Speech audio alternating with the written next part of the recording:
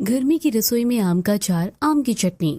अरे अरे, आप लोग कहाँ चले आ रहे हैं? और ये बोरी, इन बोरियों में क्या है? दो लोग अपने माथे पर बोरी लेकर ललिता के घर में घुसे चले आ रहे थे। उन लोगों को देखकर ललिता बहुत घबरा गई थी। तभी अरे भाग्यवान, क्या हो गया? सबको डराने वाली खुद क्यों डर रही हो? देखो, मैं तुम्हारे लिए आम लेकर आया हूँ। बाप रे बाप, इतने सारे आम का हम लोग क्या करेंगे? अरे माँ जी, गर्मियों का मौसम शुरू हो गया है। अगर हमारे घर में आम नहीं आएगा तो कहाँ जाएगा? आपको तो बताइए हमारे घर में आम सभी को कितना पसंद है। आम के बिना तो गर्मियों में किसी का खाना गले से नहीं उतरता है। बोल तो तू सही रही है कविता बहू, लेकिन देखा ना, तेरे ससुर जी कुछ ज्यादा ही आम लेकर आ गए हैं। हाँ माँ जी, आप देखिएगा, इतने सारे आम कुछ दिनों में कहाँ गायब हो जाएंगे, किसी को पता भी नहीं चलेगा। ललिता और कविता दोनों बातें कर ही रही थी कि तभी बबलू बाहर से खेल कर आता है। मम्मी मम्मी, मुझे तो बहुत भूख लगी है, खाना दो। बबलू, तुमने अपना ये क्या हाल बना रखा है?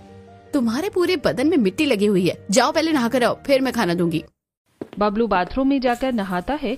नहाने के बाद कविता बबलू को खाना निकाल कर देती है। मम्मी, ये क्या लौकी की सब्जी? मुझे लौकी की सब्जी बिल्कुल पसंद नहीं है। हाँ, मुझे आम का अचार रोटी दे दो ना, मैं अचार रोटी खा लूंगा। ये सब्जी बहुत फीकी है। अच्छा ठीक है, मैं अचार लेकर आती हूँ। कविता किचन के अंदर जाती है और किचन से अचार की बड़ी सी बरनी अपने साथ बाहर लेकर आती है। बबलू बेटा, अचार तो खत्म हो गया है। नहीं मम्मी, मुझे अचार रोटी खाना है, मैं सब्जी रोटी नहीं खाऊंगा। बबलू की जिद करने पर कविता बरनी से थोड़ा अचार का मसाला और थोड़ा सा आम का टुकड़ा निकालकर बबलू को देती है। बबलू बेटा, देखो बेटा, अचार की बरनी खाली है, इसमें बस थोड़े से मसाले हैं। अभी मैं तुम्हें खाना खिला देती हूँ, फिर मैं अचार लगा दूंगी। देखो दादाजी कितने सारे आम लेकर आए हैं। अरे वाह दादाजी, मैं सारे आम का अचार खाऊंगा, खाने में बड़ा मजा आएगा। माँ, आप जल्दी से आम का अचार बना दो। बबलू इतना कहते हैं कि तभी कविता की छोटी ननंद रानी कॉलेज से पढ़कर आती है। कविता की दो ननंद थी। उसकी बड़ी ननंद पायल की शादी हो गई थी और उसकी छोटी ननंद रानी कॉलेज में पढ़ती थी। अरे वाह, इतने सारे आम, ये आम जरूर पापा लेकर आए होंगे। ननद जी, कमर कस के तैयार हो जाइए, इस बार हमें बहुत सारे आम का अचार लगाना है। कविता भाभी, मुझे तो कोई चिंता ही नहीं है, क्योंकि इस बार मैं अकेली नहीं हूँ। इस बार मेरे साथ छोटी भाभी भी तो अचार बनवाएगी। हम सब आपकी मदद करेंगे अचार बनाने में। अच्छा बेटा, तुमने तो भाभी आने से पहले ही सारी प्लानिंग कर रखी है। कविता की बात सुनकर सभी हंसने लगते हैं। तभी रानी पेट पकड़कर, भाभी भूख लगी है, खाना दो ना। मैं आज अपना टिफिन भी नहीं कर पाई, कॉलेज में क्लासेस लगातार हो रही थी तो मौका ही नहीं मिला। ऊपर से ये गर्मी, मेरी हालत बहुत खराब हो गई। भाभी, वो आम की खट्टी मीठी वाली चटनी बना देना ना, जो आप बनाते हो, मुझे बहुत टेस्टी लगती है। अच्छा ठीक है, तुम फ्रेश हो जाओ, मैं आम की खट्टी मीठी चटनी बनाती। कविता किचन में आम की चटनी बनाने के लिए चली जाती है। थोड़ी देर बाद रानी सभी घरवालों के साथ दोपहर का खाना खाने के लिए डाइनिंग टेबल पर बैठती है। कविता सभी को चावल, अरहर की दाल, कटहल की सब्जी और आम की खट्टी मीठी चटनी बनाकर देती है। सभी खाना खाते हैं। तभी ओहो, क्या बात है भाभी, ये खट्टे मीठे आम की चटनी खाने में तो मजा ही आ गया। बस एक की कमी है। क्या भाभी? आम का अचार। आम के अचार के बिना तो गर्मी में हर खाना अधूरा लगता है। बस आम का अचार मिल जाए तो खाने का स्वाद दोगुना हो जाता है। नाना जी, चिंता क्यों करती हो? हम लोग कल ही बाजार चलेंगे अचार का मसाला लेने के लिए, और कल से आम का अचार बनाने का काम भी शुरू कर देंगे। कविता इतना कहती है कि तभी ललिता उस पर दाना पानी लेकर चढ़ जाती है। कविता बहू, तेरा होश ठिकाने पर तो है? ये कैसी बातें कर रही है? कुछ दिनों में तेरे देवर की शादी होने वाली है और तू अचार बनाने का सोच रही है। तुझे पता नहीं है कि हमारे गांव में शादी से पहले कोई भी खट्टी चीज नहीं बनाई जाती? क्या हुआ, आप इन सब चीजों को मानती है? आज के जमाने में कौन इन सब बातों को मानता है? माँ जी बिल्कुल सही कह रही है रानी, मेरे दिमाग से तो निकल ही गया था कि कोई भी शुभ काम करने से पहले खट्टे आम का अचार, कोई भी खट्टा अचार नहीं बनाते हैं। इससे रिश्तों में खटास आती है, और मैं नहीं चाहती कि देवर जी की शादी में ऐसा कुछ भी हो। तो हम लोग अब शादी के बाद अचार बनाएंगे, तब तक तुम आम की चटनी से ही काम चला लो। अच्छा ठीक है भाभी, जैसा आप कहें। एक तरफ जहां जानवी के होने वाले ससुराल में अचार बनाने की तैयारी हो रही थी, तो वहीं जानवी अपने मायके में अलग ही कांड कर रही थी। जानवी, जल्दी नीचे उतर। उफ, कितनी ज्यादा गर्मी है, धूप में खड़े खड़े तो मेरी हवा ही टाइट हो गई, पसीना भी पानी की तरह शरीर से बह रहा है। तुम जल्दी आम तोड़ो। हाँ हाँ, बस हो गया, 2-4 आम बस, और तोड़ दूं? जानवी अपनी सहेली रजनी के साथ आम के बगीचे में थी। जानवी आम के पेड़ पर चढ़कर आम तोड़ रही थी, तो वहीं उसकी सहेली रजनी नीचे खड़ी होकर देख रही थी कि कहीं कोई आ ना जाए। गर्मी की वजह से उसे बार बार पसीना आ रहा था और नीचे डर के मारे रजनी की हालत खराब थी कि कहीं मालिक आ गया या कोई दूसरा उन्हें देख न ले। अरे जानवी चल यार, वरना मालिक काका आ जाएंगे। अगर उन्होंने हमें पकड़ लिया तो हमारे घर वालों से हमें बहुत डांट पड़ेगी। रजनी इतना कहती है कि तभी पीछे से मालिक काका की आवाज आती है। अरे कौन है वहाँ? रुक रुक, मैं तुझे बताता हूँ। तुम लोग कभी नहीं सुधरोगे भाई। जब देखो मेरे आम तोड़ने के लिए आ जाते हो। एक बार हाथ लग गई तो बहुत पिटाई खाओगे। मालिक काका की आवाज सुनकर रजनी की सिट्टी पिट्टी गुल हो जाती है। वो घबराते हुए जानवी से कहती है, यार अब बस कर, तूने बहुत आम तोड़ लिए हैं। अगर तू अभी भी नीचे नहीं आई ना तो हम लोग पकड़े जाएंगे, और अगर आम चोरी करने की बात तेरे घर वाले तक पहुंची ना तो वो तेरे साथ साथ मुझे भी बहुत डांटेंगे। रजनी तू थोड़ी देर के लिए चुप होगी? तब से बोलती जा रही है। मैं पेड़ के ऊपर चढ़ तो गई, लेकिन अब उतरने में डर लग रहा है। जानवी मैं जानती हूँ तुझे अभी जल्दी उतरना पड़ेगा, वरना हम लोग पकड़े जाएंगे और हमें मालिक काका से बहुत डांट पड़ेगी। रजनी की बात सुनकर जानवी बजरंगबली का नाम लेकर डरते डरते आम के पेड़ से नीचे उतरती है और तोड़े हुए आम लेकर रजनी के साथ भाग जाती है। अरे आम चोर फिर से मुझे चकमा देकर भाग गया, लेकिन अगली बार मैं नहीं छोड़ूंगा। रजनी और जानवी दोनों भागते हुए जानवी के घर पहुंच जाती हैं। दोनों गर्मी में दौड़ रही थी, इसलिए उन्हें काफी पसीना आता है और घर पहुंचने के बाद दोनों हांफने लगती हैं। तभी पीछे से कविता आकर दोनों के कान पकड़ लेती है। माँ लग रहा है, छोड़ो ना। कब सुधरेगी तुम लोग? जानवी 4 दिन बाद तेरी शादी है और तू आम के पेड़ पर चढ़कर आम की चोरी कर रही है। अरे एक बार बोल देती तेरे पापा ढेर सारे आम लेकर आ जाते। माँ आम खरीद कर खाने में वो मजा नहीं है जो आम चुरा कर खाने में आता है। अच्छा अगर आम के पेड़ पर चढ़ने में कहीं हाथ पैर में चोट लग जाती या फिर तू आम के पेड़ से नीचे गिर जाती तो क्या होता? तेरे पिताजी तो मुझे ही सुनाएंगे। माँ छोड़ो ना इन सब बातों को, मुझे कहीं भी चोट नहीं लगी है। मुझे बड़ी जोरों की भूख लगी है, खाना दे दो ना। आंटी भूख तो मुझे भी बड़ी जोरों की लगी है। जानवी बता रही थी कि आप आम और कटहल की बहुत ही टेस्टी अचार बनाती है। मुझे कटहल खाना बहुत पसंद है। क्या मैं आपके यहाँ आज खाना खा लूं? अरे अब ये भी कोई कहने वाली बात है बेटा, तू तो हमारे घर की अपनी है। तुम दोनों बैठो, मैं खाना निकालती हूँ। रजनी और जानवी अपने साथ लाए आम को एक टोकरी में रखती हैं, फिर फ्रेश होकर डाइनिंग टेबल पर बैठती हैं। सविता जानवी और उसकी सहेली को खाना निकाल कर देती है। जानवी और रजनी जब खाना खाते हैं तब, वाह वाह भाई साहब, क्या गजब का आम और कटहल का अचार बनाया है आपने आंटी। इतना टेस्टी आम का अचार मैंने कभी नहीं खाया। ये टेस्टी आम का अचार तुझे सिर्फ मेरे घर पर ही मिलेगा, क्योंकि ये आम का अचार मेरी नानी के खास सीक्रेट रेसिपी से बनाया गया है। तूने ऐसा अचार कहीं नहीं खाया होगा। अरे जानवी तू क्या कर रही है? अचार के साथ ही सारा खाना खा लेगी। लौकी का रायता मैंने काफी टेस्टी बनाया, उसे भी तो खाकर देख। तूने जो सब्जी छुई भी नहीं है। माँ गर्मी के दिनों में तो दाल चावल और अचार ही काफी होता है, और वैसे भी इस लौकी की सब्जी में कोई जान नहीं है। ये बहुत फीकी लग रही है और ये अचार तो बड़ा चटपटा लग रहा है। मैं तो अचार के साथ ही खाना खाऊंगी। आप मुझे थोड़ा और अचार दो ना। सविता अचार की बरनी से जानवी को थोड़ा और अचार निकाल कर देती है और कहती है, बेटा मुझे अचार खाना इतना अच्छा लगता है, तू तो अचार बनाना सीख क्यों नहीं लेती? तेरे ससुराल में तुझे ये अचार रोज रोज कहाँ खाने को मिलेगा? माँ मैं अभी नहीं, ससुराल जाने के बाद अचार बनाना सीखूंगी। शादी के बाद मैं आपको फोन करूंगी, तब आप मुझे अचार की रेसिपी बता देना। वैसे भी अब कितने ही दिन रह गए मेरी शादी को। माँ हमारा खाना तो हो गया, मैं रजनी को अपने कपड़े दिखाने जा रही हूँ। जानवी रजनी को अपने घर में ले जाती है और अपनी शादी का जोड़ा दिखाती है। यार तेरा लहंगा कितना भारी, मुझे तो इसे देखकर पसीने आ रहे हैं। पता नहीं तो इतनी गर्मी में ये लहंगा पहनकर शादी कैसे करेगी। पता नहीं यार, ये सोचकर तो मेरे भी पसीने छूट रहे हैं। इस तरह जानवी और रजनी थोड़ी देर बातें करती हैं, फिर रजनी अपने घर चली जाती है। अगले दिन जानवी अपने घर वालों के लिए खाना बनाती है। वो आलू करेले की भुजिया, दाल चावल और धनिया पुदीने आम की खट्टी मीठी चटनी बनाती है। जानवी बेटा, आज तूने खाना बनाया है ना? खाना सच में बहुत ही स्वादिष्ट बना है, खास करके खट्टी धनिया पुदीने वाली आम की चटनी। तेरी बनाई ये चटनी गर्मी में खाने में जान डाल देती है। तेरे ससुराल जाने के बाद पता नहीं मैं ये चटनी कब खाऊंगा। बेटा ऐसी चटनी तो मैं भी नहीं बना पाती हूँ। तेरे बनाए चटनी में अलग ही स्वाद है। माँ इस रेसिपी की तो बात ही अलग है, इस चटनी में मेरा प्यार भी तो होता है। जानवी की बात सुनकर उसके मम्मी पापा की आंखों में आंसू आ जाते हैं। सविता और मोहन जानवी को गले लगा लेते हैं। बस 2 दिनों में हमारी बेटी विदा होकर अपने ससुराल चली जाएगी। कल से घर में मेहमान आने भी शुरू हो जाएंगे। शादी में किसी तरह की कोई कमी नहीं होनी चाहिए। सविता, देखना सारे इंतजाम अच्छे से हो। एक तरफ सविता और मोहन बेटी की विदाई को सोचकर दुखी थे, तो वहीं जानवी के ससुराल में सभी बहुत खुश थे। उसके ससुराल में मेहमान आने भी शुरू हो चुके थे। रानी, तूने कविता को कहीं देखा है क्या? मैं कब से ढूंढ रही हूँ, पता नहीं कहाँ चली गई है। नहीं माँ, मैंने भी काफी देर से भाभी को कहीं नहीं देखा है। बताओ, शादी के घर में पता नहीं कविता बिना बताए कहाँ चली गई। ललिता काफी देर से कविता को खोज रही थी, लेकिन कविता उसे कहीं नहीं मिलती है।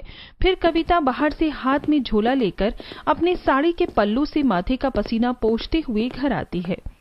कविता बहू, तू बिना बताए कहाँ चली गई थी? तुझे तो पता है शादी वाला घर है, शादी वाले घर में कितना काम होता है, और तेरी शॉपिंग है कि खत्म ही होने का नाम नहीं ले रही है।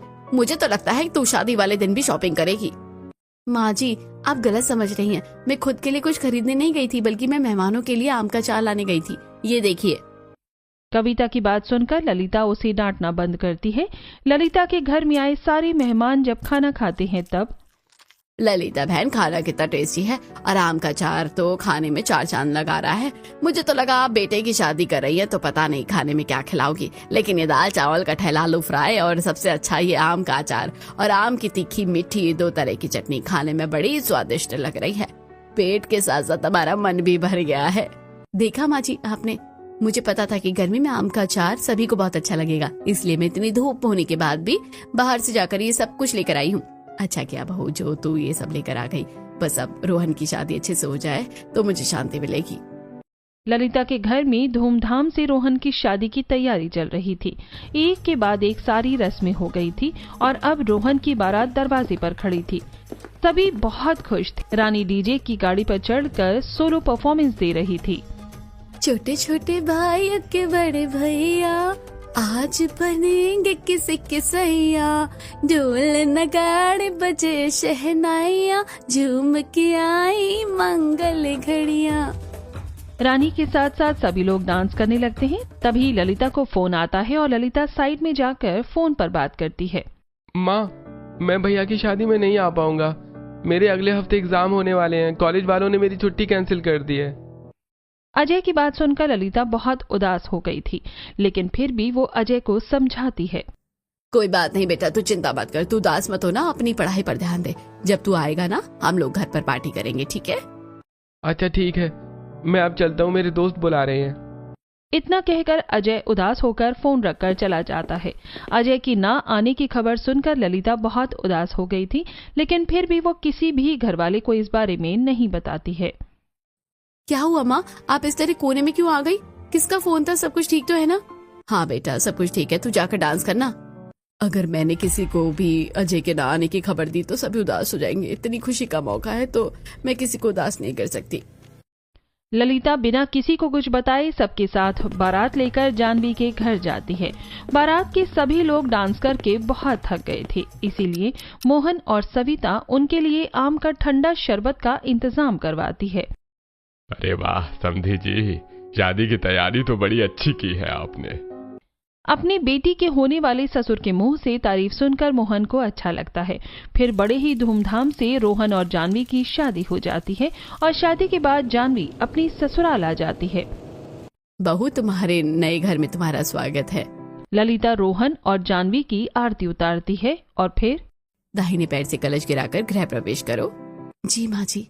जानवी कलश गिराकर घर के अंदर आती है। उसके बाद ललिता उनसे शादी के बाद की कुछ और रस्में करवाती है। रानी, अपनी भाभी को उनके कमरे में ले जाओ, वो थक गई होगी। चलिए भाभी, मैं आपको आपका कमरा दिखाती हूँ। मैं आपकी छोटी ननद हूँ। पायल दीदी तो आपकी शादी के बैंक्वेट से ही आपने ससुराल चली गई, उन्हें ससुराल में कोई काम था। हाँ रोहन जी मुझे बता रहे थे। रानी, कितना गर्मी है ना, मुझे तो बहुत पसीना आ रहा है।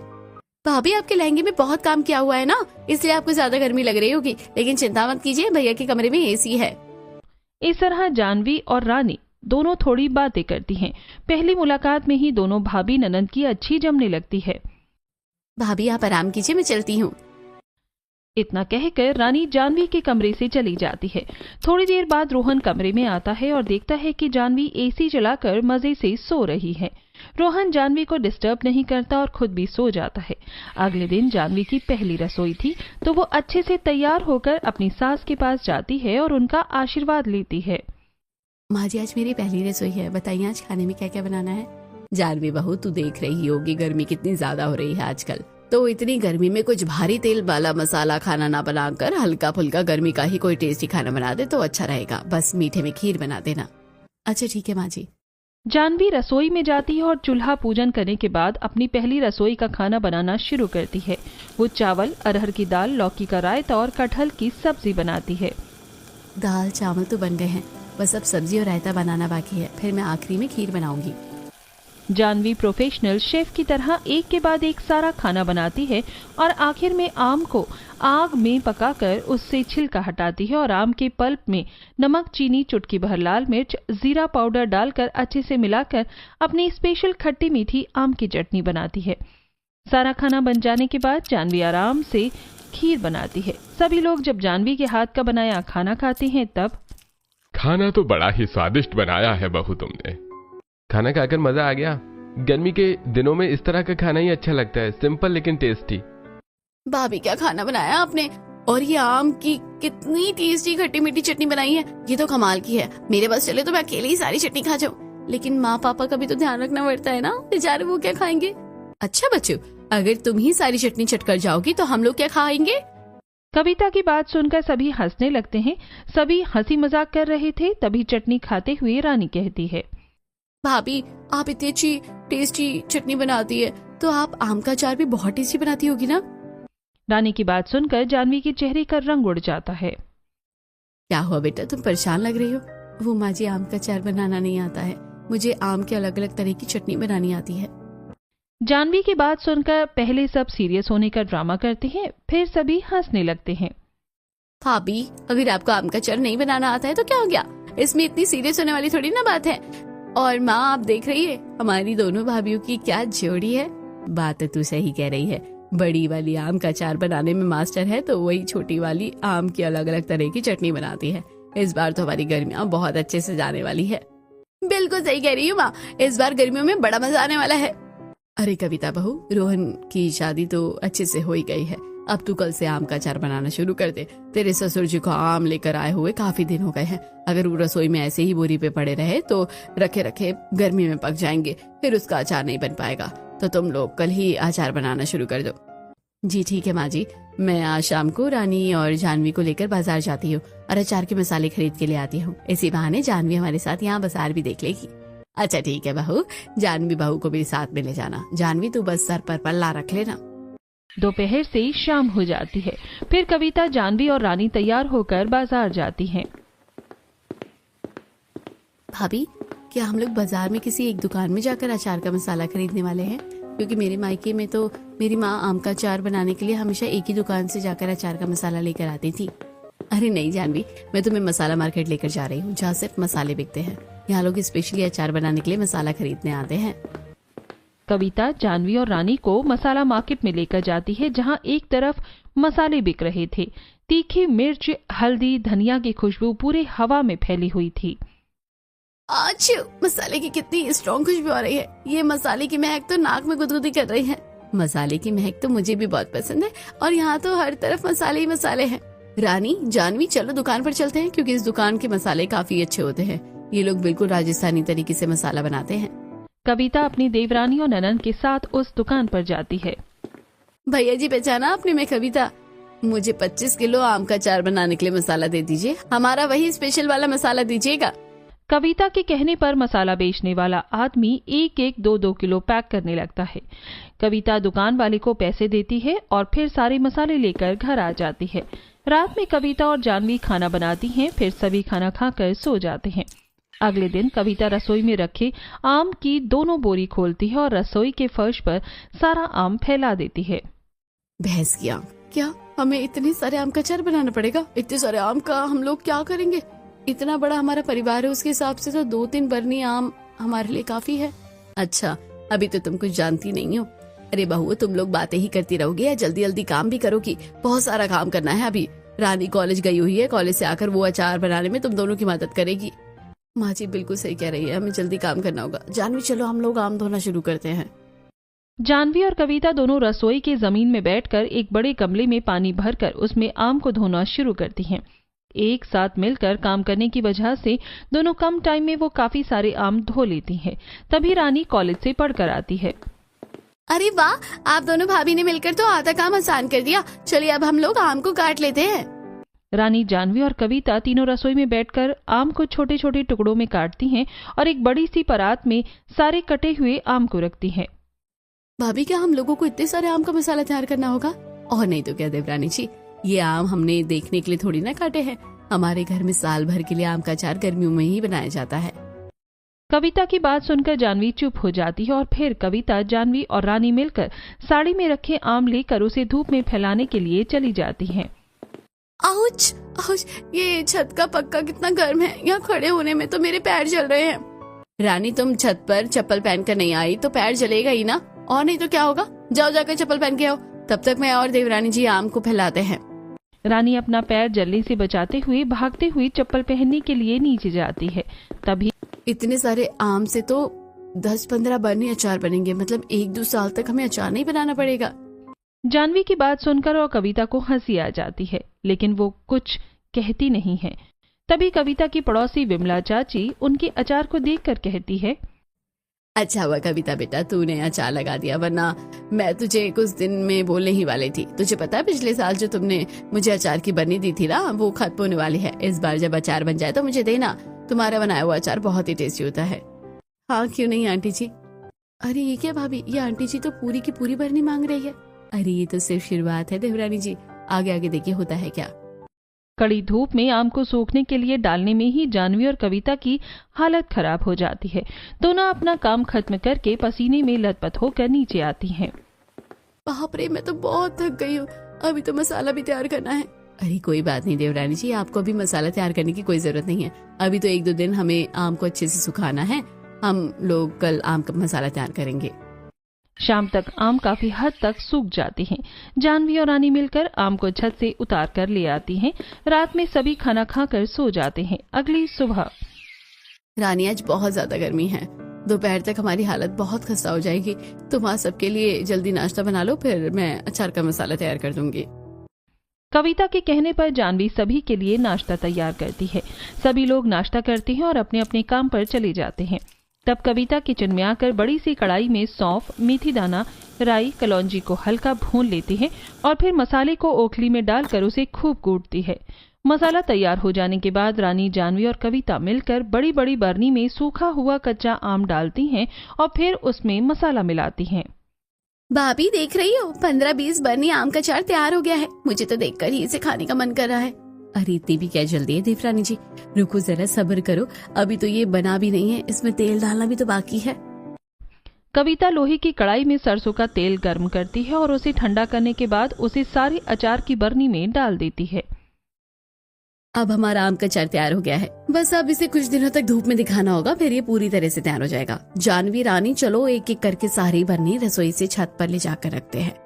तीनों मिलकर सारी बरनी छत पर जाकर रखती हैं। ऐसे ही दिन गुजरते हैं। कुछ दिन धूप दिखाने के बाद कविता का आम का अचार तैयार हो जाता है। एक दिन कविता रसोई में खाना बना रही थी। खाना बनाने के बाद वो सभी को खाना देती है और फिर रसोई से आम के अचार की बरनी लाकर आम का अचार निकाल कर देती है। तब वाह भाई वाह कविता, इस बार तो तुमने बहुत ही टेस्टी अचार बनाए। हर बार से ज्यादा स्वादिष्ट है इस बार का अचार। अमित जी, इस बार मैंने सिर्फ अकेली मेहनत नहीं की है, बल्कि मेरी देवरानी और ननद जी ने भी अचार बनाने में बहुत मदद की है। उनकी वजह से तो इस बार अचार इतना जल्दी बन पाया है। कविता इतना कहती है कि तभी विनोद के साथ आ रही पायल कहती है, कविता भाभी, क्या भैया को ही सिर्फ अपने हाथ का बनाया हुआ आम का अचार खिलाओगी? देखिए हम आपके हाथों का आम का अचार खाने के लिए कितनी दूर से आए हैं। आइए ना ननद जी, हम लोग तो कब से आपका ही इंतजार कर रहे थे। नहीं भाभी, मैं खाना नहीं खाऊंगी, थोड़ा रुक कर खाना खाऊंगी, वैसे भी बहुत गर्मी लग रही है। पायल बाहर से गर्मी से आई थी, इसीलिए जानवी जल्दी से रसोई में जाकर पायल के लिए ठंडा ठंडा आम पन्ना बना कर लाती है और पायल को पीने के लिए देती है। दीदी आप ये आम पन्ना पीजिए, आपको बहुत अच्छा लगेगा। पायल आम पन्ना पीती है जिससे उसे फ्रेश फील होता है। अरे वाह भाभी, आपका बनाया आम पन्ना पीकर तो मुझे काफी अच्छा लग रहा है। वरना तो मुझे इतनी देर से सुस्ती लग रही थी। कविता बहू 2 बरनी आम का अचार पायल के ससुराल भेज देना और 2 बरनी आम का अचार मेरे अजय के हॉस्टल भी भेज दो। ठीक है माँ जी, मैं आज ही इनसे बोलकर अचार कुरियर करवाती हूँ। देखना जानवी, 4 बरनी अचार तो अभी खत्म हो गई है। हाँ भाभी, मैं समझ गई। कविता अजय के हॉस्टल में अचार कोरियर करवा देती है और 2-3 दिन रहने के बाद पायल भी अपनी ससुराल अचार की बरनी लेकर चली जाती है। पायल के ससुराल में जब सभी खाना खाते हैं तो पायल अपने मायके से लाया आम का अचार उन्हें देती है। क्या बात है पायल बहू, अचार तो बड़े ही स्वादिष्ट है। सच में इस आम के अचार के साथ पतली आलू की सब्जी भी अच्छी लग रही है। हाँ माँ जी, मेरे मायके में गर्मी की रसोई में आम का अचार और आम की चटनी ही तो सबकी जान है। इसके बिना तो हमारे घर में कोई खाना ही नहीं खा पाता है। एक तरफ जहाँ पायल के ससुराल वाले उसके मायके से लाए आम का अचार खाकर बहुत खुश हैं, तो वहीं अजय के हॉस्टल में भी कुछ ऐसा ही हाल था। भाई, एक तो इतनी गर्मी, ऊपर से ये कैंटीन वाले कितना गंदा खाना बनाते हैं। इतना फीका खाना कोई कैसे खा सकता है। भूख तो बहुत जोर की लगी है, लेकिन खाना खाने का मन ही नहीं कर रहा है। अरे भाई, तू परेशान मत हो। मेरी माँ ने मेरी भाभी के हाथ का बनाया आम का अचार भेजा है, मैं उसे लेकर आता हूँ। अजय अपने रूम से आम के अचार की एक बरनी लेकर कैंटीन में जाता है और अचार निकालकर रोहित को खाने के लिए देता है। आम के अचार के साथ खाना खाने के बाद, अरे वाह भाई वाह, क्या आम का अचार बनाया है तेरी भाभी ने। ऐसा आम का अचार तो मैं अपनी पूरी जिंदगी में कभी नहीं खाया।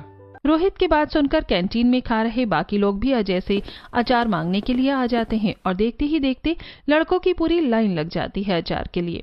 सभी मांग मांग कर खूब आम का अचार खाते हैं, जिससे अजय की एक बरनी आम का अचार खत्म हो जाता है, जिसे देखकर अजय अपने घर पर फोन लगाता है। माँ, आपको पता है, आपने जो मुझे अचार की बरनी भेजी थी ना, उसमें से एक बरनी अचार खत्म हो गई। मेरे हॉस्टल के सभी दोस्तों ने सारा अचार खत्म कर दिया। सच में माँ, इस बार भाभी ने बहुत ही टेस्टी आम का अचार बनाया है। कोई बात नहीं बेटा, तू चिंता मत कर, मैं तेरे लिए और अचार भेज दूंगी। ठीक है माँ, लेकिन मुझे आपको एक और बात बतानी है। वो अगले महीने मेरे नीट के एग्जाम होने वाले हैं और एग्जाम देने के लिए मुझे 50,000 फीस जमा करनी पड़ेगी। अच्छा ठीक है बेटा, तू पढ़ाई कर, मैं तेरे पापा और भैया से बात करके पैसे ऑनलाइन भिजवाऊंगी। 50,000 रुपए की बात सुनकर ललिता परेशान हो जाती है। शाम को जब अमित घर आता है तब, बेटा आज अजय का फोन आया था, वो बात कर रहा था उसका एग्जाम आने वाला है, तो उसे 50,000 फीस जमा करनी होगी। 50,000 रुपए एकदम से कैसे आएंगे? अभी तो मुझे सैलरी मिलने में भी थोड़ा टाइम है। हाँ माँ, मुझे सैलरी मिली है, लेकिन वो सब तो घर खर्च में ही निकल जाता है। सभी लोग पैसों को लेकर काफी परेशान थे। तभी, आप लोग इतना परेशान क्यों हो रहे हैं? हम लोग बचत करना शुरू करते हैं ना। हम सभी अगर अपने छोटे छोटे खर्चों को कंट्रोल करेंगे तो मुझे लगता है कि काफी सारे पैसे तो ऐसे ही बच जाएंगे। जानवी बिल्कुल ठीक कह रही है, आप लोग चिंता मत कीजिए। हम गृहिणी के होते हुए आप लोगों को चिंता करने की कोई जरूरत नहीं है। अगले दिन से कविता और जानवी पूरे घर वालों के साथ मिलकर पैसा बचाना शुरू करती है। वो कटहल, सोया चाप और पनीर ये सब बनाना कुछ दिनों के लिए बंद कर देती है। वो आप अपने परिवार वालों को दाल, चावल, तोरी की सब्जी और आम का अचार देती है।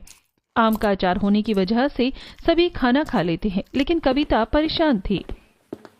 जानवी, घर वाले दिन में तो आम के अचार के साथ खाना खा लेंगे, लेकिन रात में अचार रोटी खाने में अच्छी थोड़ी लगती है। दीदी, मैंने उसका इंतजाम पहले ही कर लिया है। जानवी रसोई में जाती है और आम को काटकर उसे गुड़ में डालकर आम की खटाई बनाती है। पता नहीं घर वालों ने तो पहले कभी ये सब खाया ही नहीं है। दीदी, आम की खटाई के साथ रोटी तब भी को अच्छी लगेगी। रात में जानवी सभी को आम की खटाई यानी आम की गुड़ वाली चटनी के साथ रोटी खाने के लिए देती है, तो सभी को खाना बहुत अच्छा लगता है। ये आम की चटनी रोटी बहुत ही टेस्टी है। हम लोग आप लोगों की वजह से बचत करते हुए भी इतना टेस्टी खाना खा रहे हैं।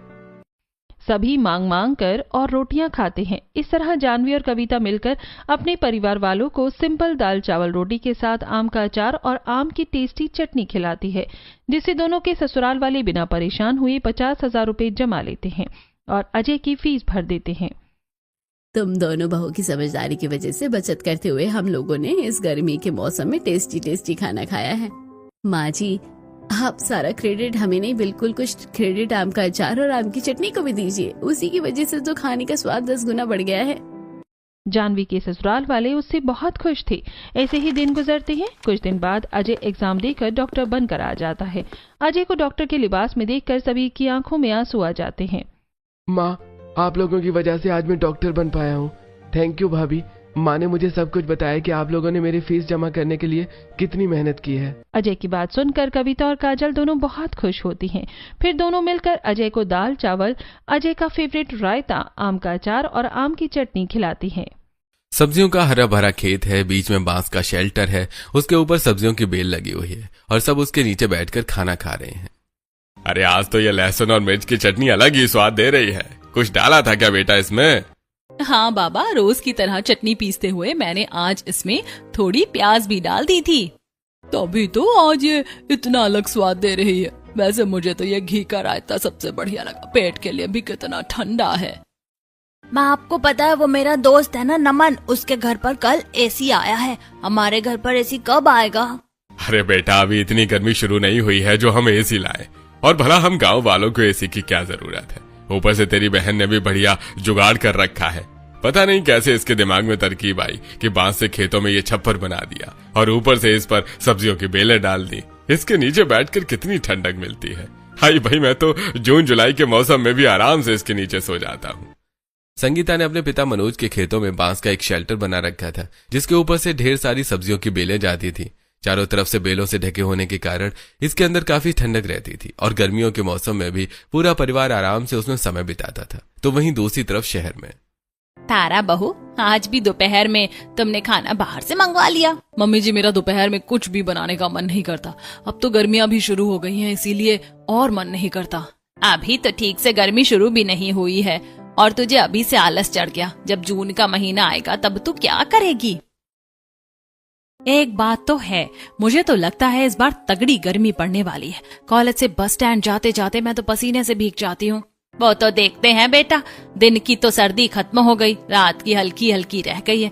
मैं चाहती हूँ ऐसा ही मौसम रहे, ना ज्यादा गर्मी ना ज्यादा ठंड। इसी तरह शाम हो जाती है, रात का वक्त होता है, सब खाना खा रहे होते हैं। तभी सुधीर, 2 दिन बाद मुझे अपनी गांव वाली जमीन का सौदा करने के लिए जाना है। ये राजेश तो वर्क ट्रिप पर जा रहा है। अगर तू फ्री है तो तू मेरे साथ चलना, 2-3 दिन का काम है। ठीक है पापा, वैसे भी मैंने कई महीनों से ऑफिस की छुट्टी नहीं ली है, 2-3 दिन की छुट्टी तो आराम से मिल ही जाएगी।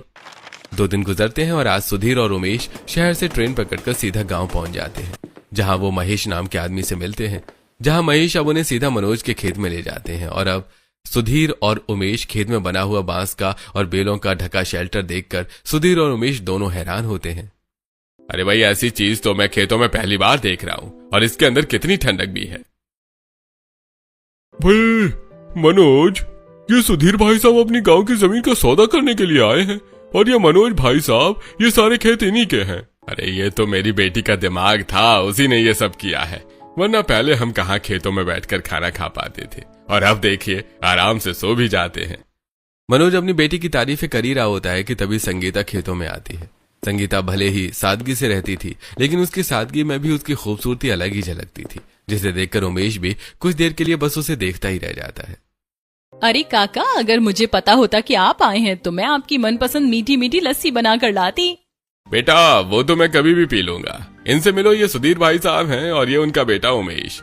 अगर तुम्हें कोई दिक्कत ना हो तो उमेश को थोड़ा गाँव घुमा दो। शहरी साहब हैं, पहली बार आए हैं गाँव, इन्हें भी तो पता चले कि हमारा गाँव कितना सुंदर है। संगीता अपने भाई मोनू को साथ में ले लेती है और उमेश को सारा गांव घुमाने लगती है, और वो गांव घूमने के बाद संगीता उमेश को अपने घर लेकर आती है। संगीता की खिड़कियों पर चढ़ी बेलें और आंगन में तरह तरह की उगी सब्जियों को देखकर उमेश, अरे ये सब आपने किया है? लगता है आपको फार्मिंग, मेरा मतलब है खेती वगैरह करने का काफी शौक है। मैं गाँव से जरूर हूँ, लेकिन पढ़ी लिखी हूँ, फार्मिंग का मतलब पता है मुझे। संगीता की बात पर उमेश हंसने लगता है। फिर दोनों में काफी बातचीत होने लगती है, और अब रात में जब महेश और सुधीर खाना खाकर घर के बाहर टहल रहे होते हैं, तभी महेश सुधीर से, भाई अब तो उमेश काफी बड़ा हो गया है, तो क्या सोचा है उसकी शादी के बारे में? मुझे तो उमेश के लिए अपनी संगीता बिल्कुल सही लगती है। पढ़ी लिखी भी है, घर गृहस्थी भी अच्छे से संभाल लेती है, बड़ी प्यारी बच्ची है। अरे सच कहूं तो मैं खुद तुमसे इस बारे में बात करने वाला था। एक बार संगीता के घर वालों से बात करो, मुझे तो वो लड़की पहली नजर में ही भाग गई थी। अगले दिन महेश सुधीर की तरफ से संगीता की शादी का प्रस्ताव उसके माता पिता के सामने रखता है, और उन लोगों को भी इस रिश्ते से कोई ऐतराज नहीं होता। तो वहीं दूसरी तरफ शहर में उमेश की भाभी तारा इन सभी बातों से अनजान अपनी बचपन की बेस्ट फ्रेंड आलिया से उमेश की बातें करती है। आलिया, तू कब उमेश को अपने दिल की बात बताएगी? ना खुद बताती है ना मुझे बताने देती है। घर में आजकल उसकी शादी की बातें चलने लगी हैं। कहीं ऐसा ना हो कि वो किसी और का पति बन जाए और तू बस देखती रह जाए।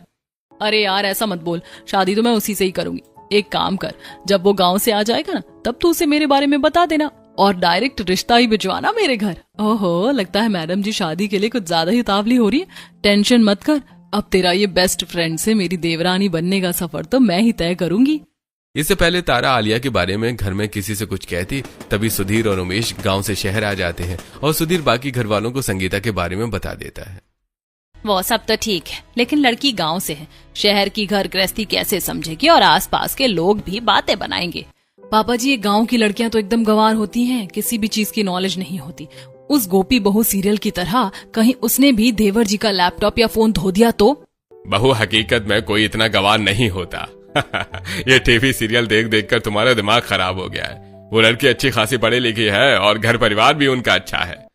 इतना कहकर सुधीर जब संगीता की फोटो सभी को दिखाता है तो नैना, कुछ भी बोलो भैया, आपने भाभी तो काफी अच्छी पसंद की है। देखो माँ कितनी सुंदर है ना। काफी समझदार भी है। अरे जब शादी मुझे करनी है तो बाहर वालों से क्या मतलब, हमें उसके साथ रहना है ना, कि ना कि उन लोगों को। घर वाले संगीता और उमेश के रिश्ते के लिए मान जाते हैं तो वहीं तारा मन ही मन काफी ज्यादा दुखी होती है और जब ये सारी बात आलिया को पता चलती है तो वो तारा पर काफी गुस्सा करने लगती है। आलिया, मैं क्या करती, मैं कैसे किसी को तेरे बारे में बताती? सभी लोगों ने तो उस गांव की गंवार को ही अपनी बहू मान लिया। मैं तुझे अपना बेस्ट फ्रेंड समझती थी, बहन से ज्यादा तुझे मैंने चाहा। तू जानती थी कि मैं उमेश को कितना पसंद करती हूँ, लेकिन फिर भी तूने कुछ नहीं किया।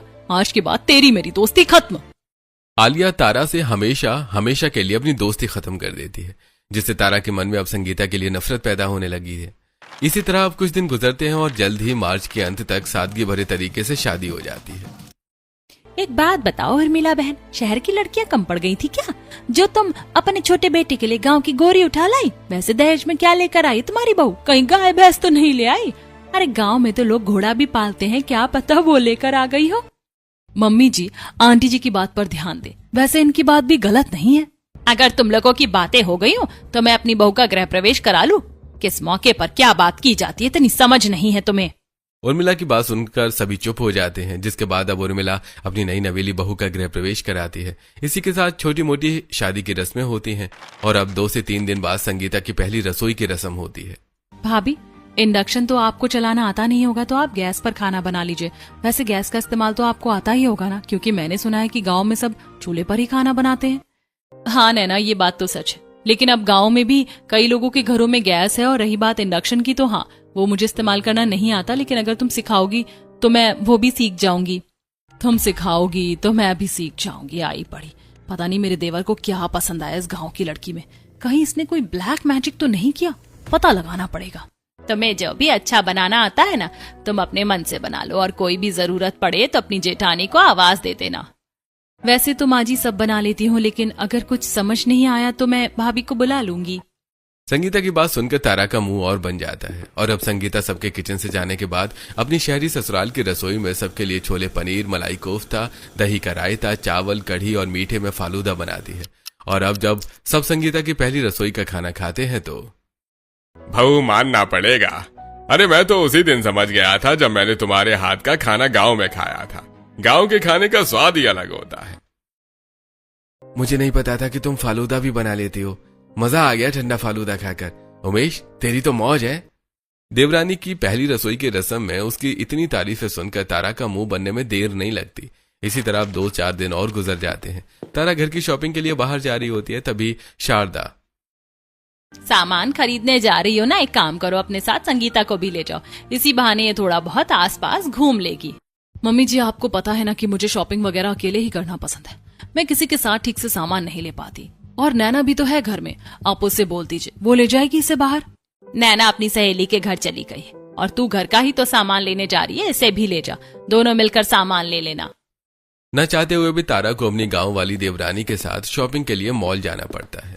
भाभी, ये मॉल तो काफी ज्यादा बड़ा है और यहाँ पर तो काफी सारी चीजें हैं। मुझे लगा सिर्फ राशन का ही सामान होगा। देखा, हो गई ना उतावली, आज से पहले गई थोड़ी ना होगी ऐसी जगह पर। अरे उनके गांव की तरह थोड़ी ना है हमारा शहर, क्यों ना इसे थोड़ा नीचा दिखाया जाए। वैसे संगीता, तुम तो ऐसी जगह पर पहले कभी नहीं आई होगी ना, सब कुछ तुम्हारे लिए नया है। तो प्लीज यहाँ की किसी भी चीज को हाथ मत लगाना, कहीं तुमने किसी चीज को खराब कर दिया तो बहुत नुकसान हो जाएगा। जब तक इन सामानों को हाथ नहीं लगाएंगे तो इन्हें लेंगे कैसे? और ऐसा नहीं है कि मैं पहले कभी ऐसी जगह पर नहीं आई। मेरी दूर की मौसी है, वो भी शहर में रहती है। मैं जब भी उनके घर आई थी तो उनके साथ मॉल जाया करती थी। वो इससे थोड़ा छोटा था लेकिन वो भी बढ़िया था। वहाँ पर भी काफी सारा सामान मिलता था। इसे देखकर तो लगता ही नहीं है कि गांव की है, कैसे इसे सब कुछ पता रहता है। जहां तारा संगीता को नीचे दिखाने की सोच रही थी, वहीं संगीता की बात सुनकर तारा का मुंह बन जाता है। अब वो लोग घर का सारा सामान लेकर घर आ जाते हैं। ऐसे कुछ दिन और गुजरते हैं और आज गली में सब्जी वाला आया होता है। आसपास की सभी औरतें सब्जी लेने के लिए नीचे आ जाती हैं। ये भिंडी किस भाव दी है? और पालक? पालक 40 रुपए किलो और भिंडी 60 रुपए किलो। आप तो बिल्कुल लूट ही रहे। दिन पर दिन गर्मी के साथ साथ सब्जी की महंगाई भी बढ़ती जा रही है। सभी अब महंगी सब्जियां ही लेने लगते हैं कि तभी संगीता अपनी जेठानी के साथ बाहर सब्जी लेने आती है। और जब वो उन सब्जियों को देखती है तो एक तो आप बासी सब्जी बेच रहे हो, वो भी इतनी महंगी। खेतों से तो आप आधे दामों में सब्जियां लेकर आते हो। ये सब बासी सब्जियां हैं लेकिन दिखने में तो ताजी लग रही हैं। ये सब काफी पुरानी सब्जियां हैं। गांव में हमारा सब्जी का ही काम है, इसीलिए मुझे इनकी अच्छे से परख है। क्यों भैया, क्यों चूना लगा रहे हो लोगों को? मैं कोई चूना नहीं लगा रहा हूँ, सालों से यहाँ सबको सब्जियां बेच रहा हूँ। अगर आप लोगों को फिर भी इनकी बातों पर यकीन है तो बता दीजिए, कल से नहीं आऊंगा सब्जियां लेकर। अरे भैया, आप तो गुस्सा हो गए। मेरी देवरानी तो मजाक कर रही थी। तुम्हारा दिमाग तो नहीं खराब हो गया? मार्च का महीना खत्म हो चुका है, धीरे धीरे गर्मी बढ़ रही है। इस सब्जी वाले की वजह से हमें सब्जी लेने के लिए दूर नहीं जाना पड़ता और तुम हो की। लेकिन भाभी, ये सच में बासी सब्जियां हैं। चुप करो तुम और अंदर चलो। तारा संगीता को डांटकर अंदर भेज देती है। संगीता अपनी जेठानी की इज्जत करते हुए उसे कुछ नहीं कहती। ऐसे कुछ समय गुजर जाता है और आज संगीता जब कपड़े सुखाने छत पर आती है तो अपनी ससुराल की बड़ी सी छत को देखकर, ससुराल की छत तो कितनी ज्यादा बड़ी है। शादी को इतना टाइम हो गया है और आज आ रही हूँ छत पर। इतनी बड़ी छत पर तो मैं तरह तरह की सब्जियां उगा सकती हूँ। संगीता इतना बोल ही रही होती है कि तभी उर्मिला छत पर आती है। संगीता बहू, अभी तक तूने कपड़े नहीं सुखाए और ये धूप में खड़ी खड़ी क्या कर रही है? चल जल्दी नीचे आ। माँ जी, आपकी छत तो कितनी ज्यादा बड़ी है, क्यों ना मैं यहाँ पर सब्जियों की खेती कर लूँ? घर पर ही ताजी सब्जियां उग जाएंगी। ये सब गाँव वगैरह में अच्छा लगता है, शहर में नहीं। सोसाइटी में रहते हैं हम, आसपास के लोग देखेंगे तो मजाक बन जाएगा। कोई जरूरत नहीं है ये सब करने की। उर्मिला कुछ और कहती कि तभी वहां तारा आ जाती और सारी बातें सुनकर, आप एक गांव की बहू से क्या ही एक्सपेक्ट कर सकती हैं? गाय भैंस पालन नहीं हुआ ना, इसीलिए अब यहाँ खेती करना चाहती है। अपनी जेठानी की ऐसी बातें संगीता को काफी बुरी लगती हैं। रात के खाने में जब सुधीर तोरई की सब्जी देखता है तो, अरे बहू, परसों तुमने इतनी सारी सब्जी ली थी और आज तुमने ये तोरई की सब्जी बनाई है। जी, वो सारी सब्जियां खराब हो गई और आज सब्जी भी काफी महंगी थी तो बस तोरई ले ली थी। खराब तो होंगी ही ना, बासी सब्जियां जो थी। पापा जी, मैं सोच रही थी कि क्यों ना मैं छत पर थोड़ी बहुत खेती कर लूं। इससे हम कुछ सब्जियां तो घर में ही उगा लेंगे। मैंने समझाया था ना तुझे, आस पास के लोग देखेंगे तो बातें बनाएंगे। छत हमारी है, हम कुछ भी करें, लोगों से हमें क्या मतलब है? और इसी बहाने हमें घर पर ऑर्गेनिक सब्जियां तो मिल जाएंगी। बहू, तुम कर लेना छत पर खेती। और जो भी सामान चाहिए होगा वो तुम भाभी के साथ जाकर ले आना, उन्हें उसकी दुकान पता है। सभी की बात सुनकर तारा का बहुत बुरी तरह से मुंह बन जाता है। अब तारा अगले दिन संगीता को न चाहते हुए भी फार्मिंग की शॉपिंग के लिए दुकान पर ले जाती है। भाभी, ये सारे बीज, खाद और ये बाकी का सामान खेती करने में काम आएगा। ये कुछ ज्यादा ही दिमाग नहीं चाट रही है, अभी बताती हूँ इसे। तारा जानबूझकर संगीता को मार्केट में ही छोड़कर गायब हो जाती है और जब संगीता काफी देर तक तारा को नहीं मिलती, हे भगवान, ये तारा भाभी कहाँ चली गई? तारा के न मिलने पर संगीता काफी मुश्किल से ऑटो लेकर घर आती है। संगीता बहू, कहाँ रह गई थी तुम? तुम्हारा फोन भी नहीं लग रहा था। पता है हम सब कितना परेशान हो गए थे। संगीता, तुम कहाँ चली गई थी? मैंने भी तुम्हें बाजार में काफी ढूंढा लेकिन तुम नहीं मिली। तारा की चाल को संगीता पहचान जाती है लेकिन वो किसी से कुछ नहीं कहती। अगले दिन संगीता अच्छे से छत की धुलाई करती है। अब घर में रखी वेस्ट प्लास्टिक की बोतलें, स्टोर रूम में रखा पुराना टायर और कुछ पेंट के डिब्बे और ब्रश लेकर छत पर आ जाती है। अब वो उन प्लास्टिक की बोतलों को बीच में से काट कर उन्हें पेंट करने लगती है। छत पर आकर तारा ये सब देखती है। संगीता, तुमने कबाड़ का काम भी शुरू कर लिया क्या? कबाड़ का काम शुरू नहीं किया, आप बस देखती जाइए। संगीता उन प्लास्टिक की बोतलों और कंटेनरों को भी छत की दीवार पर अच्छे से फिट कर देती है। अब अगले दिन उन सभी डिब्बों और टायर के अंदर खाद मिट्टी डालकर उसमें बीज डालती है और आखिर में पानी डालने लगती है, जिसे देखकर पड़ोस की छत पर खड़ी कमलावती, ये तो क्या कर रही है? काफी देर से देख रही हूँ। वो मैं छत पर सब्जियां उगा रही थी। मैंने टमाटर, मिर्ची, धनिया, लौकी, तुरई, बैंगन और भी कई सारी सब्जियों के बीज डाले हैं। अब गमला 200 रुपए का एक था तो मैंने प्लास्टिक के डिब्बों का इस्तेमाल कर लिया। और देखिए ये टायर, इसमें मैंने धनिया और पुदीने के बीज डाले हैं। छत की सजावट भी बढ़ेगी और सब्जियां भी मिल जाएंगी। अरे ये उर्मिला की बहू तो सच में पूरी गंवार निकली। अब क्या हमारी सोसाइटी को भी अपने गाँव का खेत बनाकर मानेगी? आस पड़ोस की औरतें संगीता को देख देख कर तरह तरह की बातें करती हैं, लेकिन संगीता किसी की भी बातों पर ध्यान नहीं देती। ऐसे ही हफ्ता भर गुजर जाता है। और संगीता, तुम्हारी खेती का काम कैसा चल रहा है? हाँ भाभी, सब्जियां कब उगेंगी? मुझे घर की उगी हुई सब्जियां खानी है। मैं तो बहुत एक्साइटेड हूँ। 15 से 20 दिन हो जाते हैं और इन दिनों में अब धीरे धीरे संगीता के बोए हुए बीजों के अंदर से कलियां निकलनी शुरू होती हैं। पर्याप्त पानी और धूप की वजह से मेरा काम कितना आसान हो गया है। बस कुछ और हफ्तों में ढेर सारी सब्जियां होंगी मेरी छत पर। इसी तरह दिन गुजरने लगते हैं और बीतते दिनों के साथ साथ अब गर्मी भी पहले से काफी ज्यादा बढ़ चुकी थी। अरे भाभी, ये आप कैसे झाड़ू लगा रही हैं? मशीन का इस्तेमाल करके? इसे वैक्यूम क्लीनर कहते हैं। इतनी गर्मी में अब झुक कर झाड़ू लगाऊंगी तो पसीना तो आएगा ही ना, इसीलिए मैंने ये ऑर्डर कर लिया। वो तो ठीक है भाभी, लेकिन मेरे ख्याल से इंसान को कुछ काम अपने हाथ पैरों को इस्तेमाल करके ही करने चाहिए। इससे शरीर में फुर्ती आती है और पसीना निकलना तो अच्छी बात होती है। तुम्हारी जेठानी है ही बेवकूफ। मेरे पूरे 20,000 रुपए उड़ा दिए इसने इस वैक्यूम क्लीनर को लेने के चक्कर में। राजीव की बात सुनकर तारा का मुंह और ज्यादा बन जाता है। वहीं आज बढ़ती गर्मी की वजह से किसी का भी खाना खाने का मन नहीं था। अरे अजीब सी बेचैनी हो रही है, मेरा मन नहीं कर रहा खाना खाने का। मैं तो बस ये खीरा खा लूंगा। मैं भी सिर्फ नींबू पानी पी लूंगी। ले जाओ इस खाने को। अरे माँ जी, गर्मी हो या सर्दी, इंसान को खाना रोज खाना चाहिए। मैं आपके लिए एक बढ़िया सी चीज बनाकर लाती हूँ जिसे खाकर आप एक्स्ट्रा ही खाना बनाएंगे। संगीता अब जल्दी से छत पर जाती है और उन टायर के अंदर उगे हुए पुदीने को तोड़कर सीधा नीचे ले आती है। किचन में जल्दी से पुदीने की चटनी बनाकर उसमें ठंडा ठंडा दही मिला देती है, जिसके साथ सब रोटियां खाते हैं। भाई, हम तो गर्मियों में कभी चटनी को हाथ भी नहीं लगाते, लेकिन तुम्हारी वजह से आज ये चटनी खाने में बड़ा मजा आ रहा है। पुदीना, धनिया काफी जल्दी ही हो जाते हैं, तो मैंने उसी से ये चटनी बना ली और दही की वजह से ये और ठंडी लग रही है। भाभी, मानना पड़ेगा आपको। सब संगीता की काफी तारीफें करते हैं। इसी तरह कुछ दिन और गुजरते हैं और अब संगीता की सब्जियों की बेलें निकलनी शुरू हो जाती हैं, जिन्हें देखकर संगीता सोचती है, ये बेलें तो ऐसे ही नीचे पड़ी रहेंगी। इससे अच्छा मैं एक काम करती हूँ जो मैंने अपने खेत में किया था। संगीता अपने पति से कहकर अब छत पर लकड़ियों का एक शेल्टर बनवा लेती है, जिस पर वो उन सब्जियों की बेलों को डाल देती है। समय बीतने के साथ साथ जैसे जैसे बेलें बड़ी होती हैं, वो शेल्टर को तीनों तरफ से अच्छे से घेर लेती है। अरे तुमने बढ़िया किया, बिल्कुल गांव वाली फीलिंग आ रही है मुझे। अब कुछ दिन और गुजरते हैं और गर्मी इतनी ज्यादा बढ़ चुकी थी कि किचन में खड़े होकर खाना बनाना बहुत मुश्किल था। छत के नीचे ही किचन है। पूरी किचन किसी भट्टी की तरह दहका रहता है। लगता है अब किचन में भी एक एसी लगवाना ही पड़ेगा, वरना इतनी गर्मी में खाना बनाना तो नामुमकिन है। भाभी, ये किचन है या कोई आग का गोला? कितनी गर्मी है यहाँ, मैं तो यहाँ 2 मिनट भी नहीं रुक सकती। रसोई की तपिश देखकर संगीता को एक तरकीब सूझती है।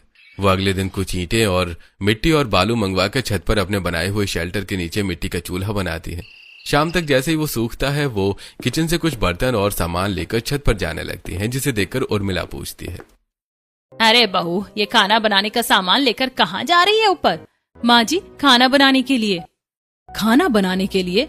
लगता है तुम्हारी बुद्धि पूरी तरह से खराब हो चुकी है। माँ जी, इसकी बात सुनी आपने?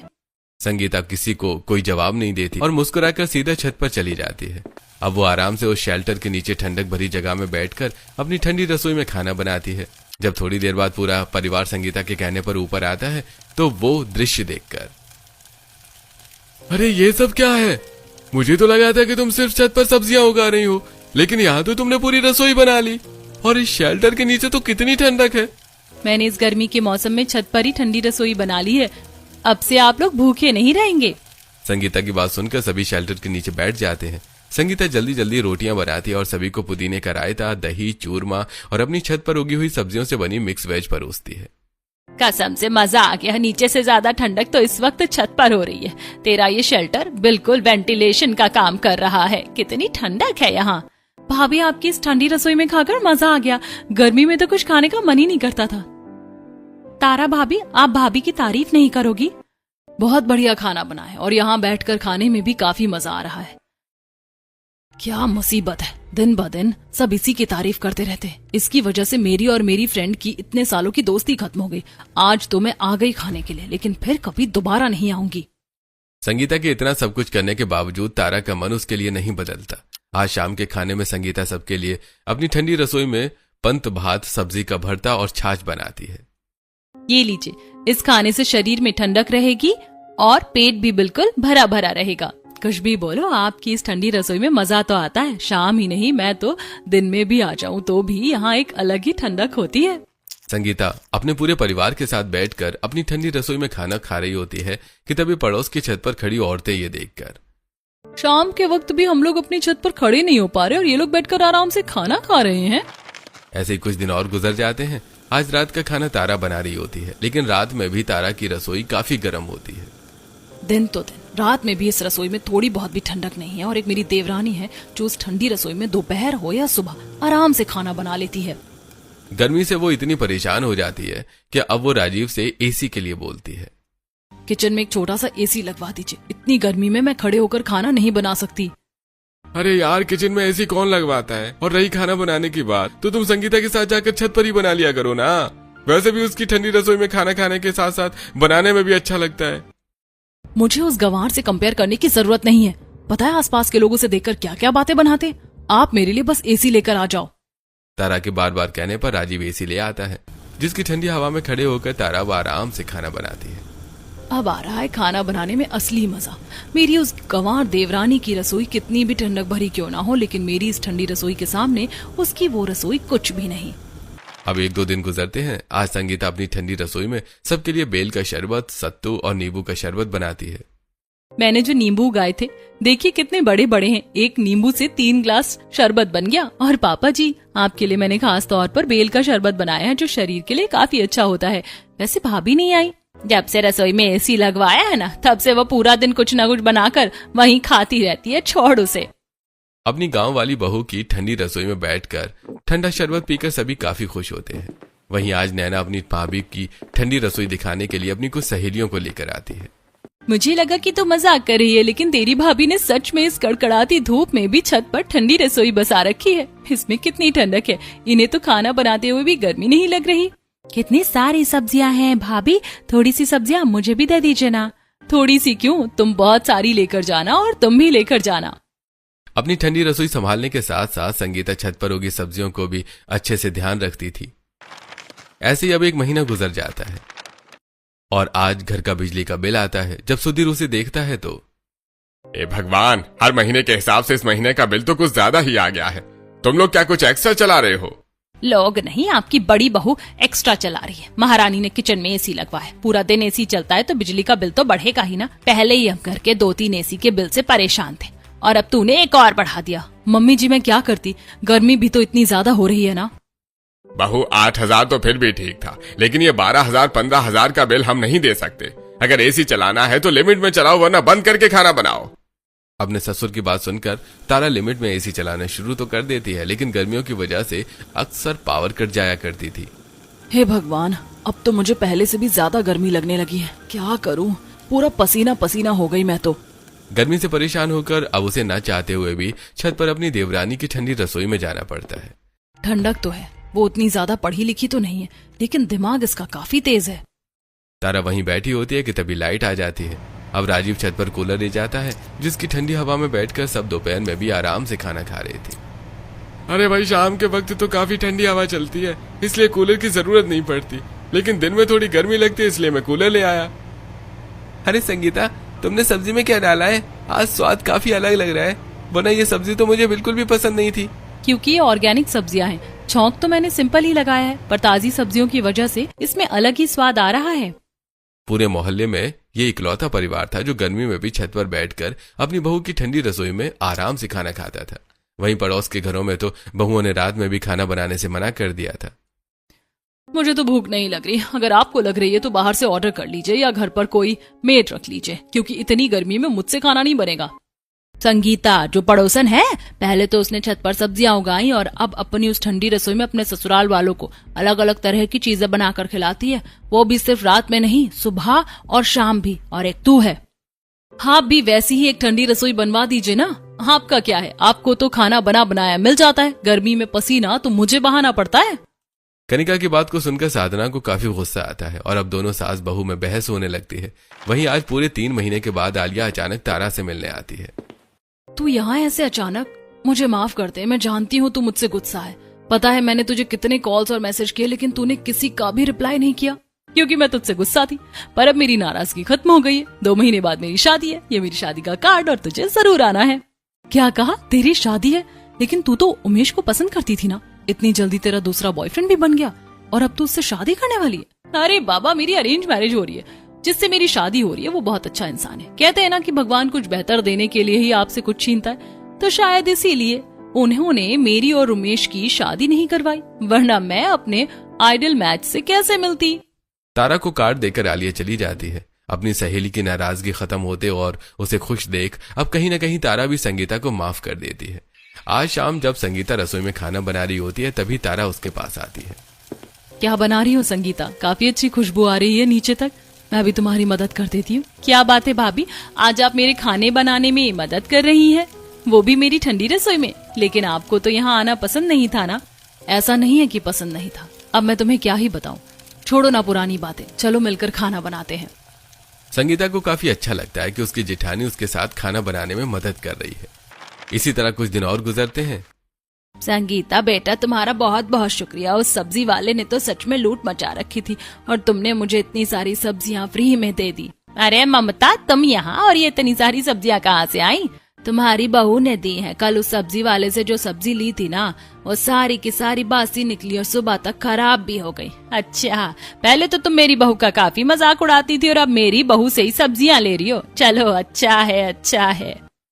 अब आसपास की औरतें सीधा संगीता के पास से ही सब्जियां लेना शुरू कर देती है, जिन्हें मंडी के भाव से कम पर बेचकर भी संगीता अच्छे खासे पैसे कमा रही थी।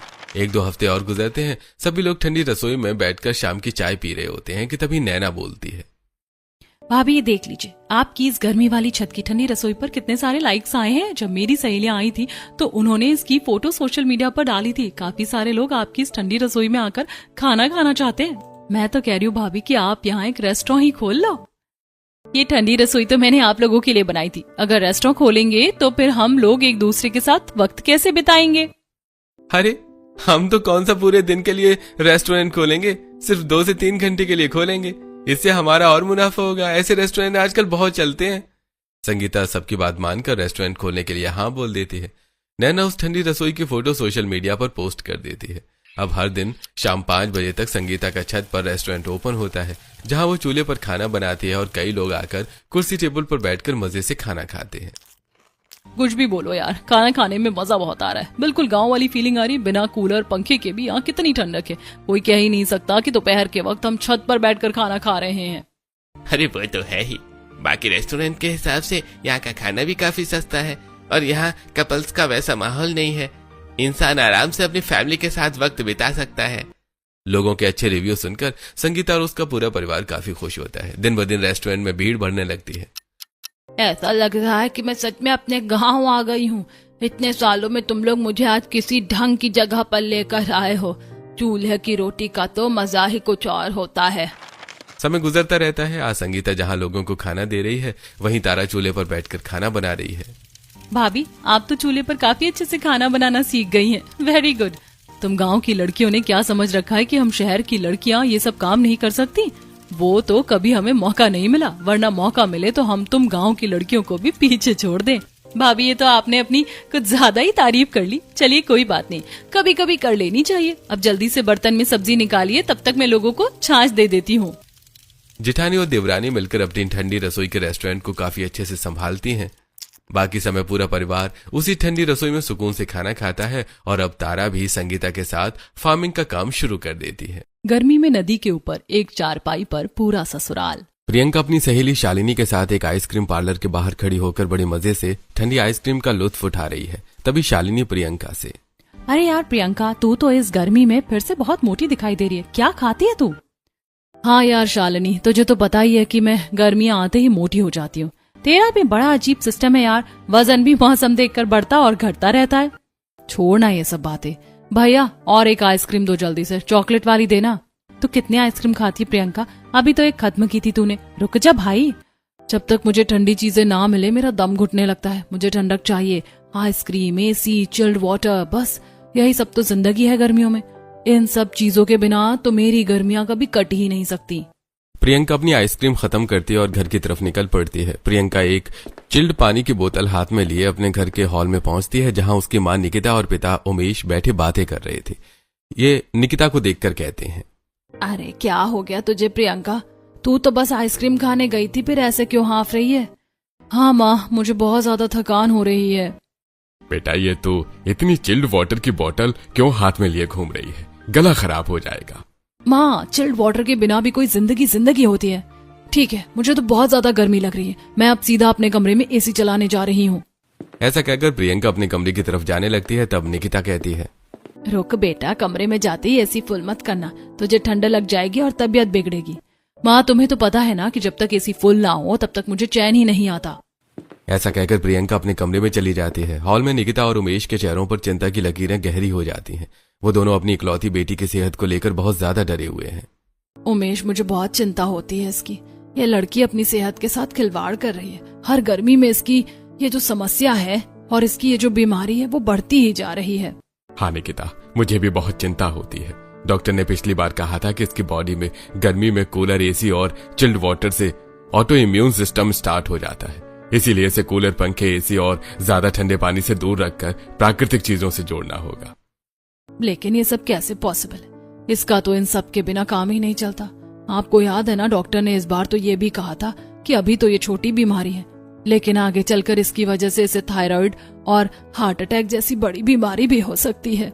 हाँ निकिता, भगवान ही कोई रास्ता निकालेगा। मैं क्या बताऊं, मैं खुद बहुत परेशान हूँ। कुछ दिन इसी तरह से तनाव में बीत जाते हैं। एक दिन दोपहर के समय पूरा परिवार टीवी देख रहा था। अचानक टीवी पर एक पुराने गांव का खूबसूरत दृश्य आता है, जिसे देखकर प्रियंका खुशी से उछलते हुए कहती है, पिताजी, ये तो बिल्कुल वैसा ही गांव है जहां हम बचपन में रहते थे। यहाँ कितनी हरियाली है और हमारे गांव में वो नदी भी थी और मेरे बचपन का दोस्त रवि, मैं तो उसे कभी भूल ही नहीं सकती। हाँ बेटा, क्यों ना हम एक बार गांव जाकर घूम कर आए, तेरा मन भी बहल जाएगा। हाँ चलो चलते, बहुत साल हो गए गाँव की मिट्टी की खुशबू लिए हुए। हाँ, कल ही हम सब गांव घूमने चलते हैं, मुझे बहुत अच्छा लगेगा वहां जाकर। अगले दिन वो सब गांव पहुंच जाते हैं और रामलाल का परिवार उनसे मिलकर बहुत खुश होता है। प्रियंका देखती है कि वहां 2 बड़े बड़े पेड़ लगे हैं, जिसके बीच में नदी बह रही है और एक चारपाई उस नदी पर रखी हुई है, जिस पर पेड़ की ठंडी छांव आ रही है। प्रियंका और उसके माता पिता उस चटाई पर बैठते हैं। तभी प्रियंका ठंडी हवाओं को महसूस करते हुए कहती है, देखा, गाँव में तो बिना एसी और कूलर के इतनी ठंडी हवाएं चलती हैं।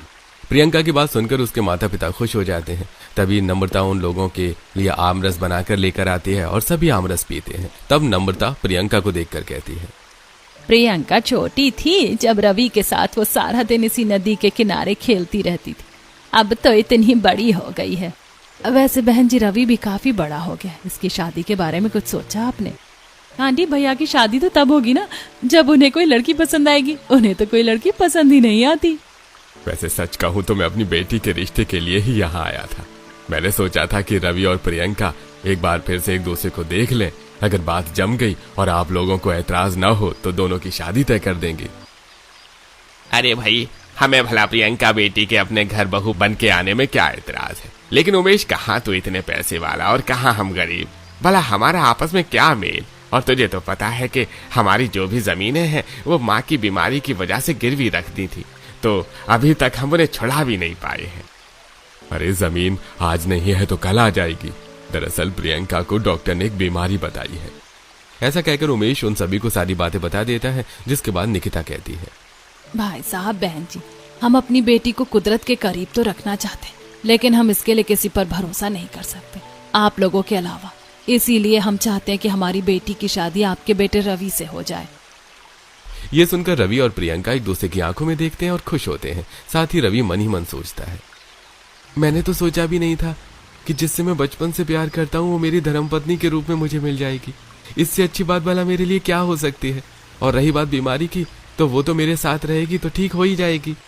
अब सारी बातें क्लियर हो जाती हैं और शादी की तारीख भी निकल जाती है। वो लोग शादी की तारीख निकाल कर वापस चले जाते हैं।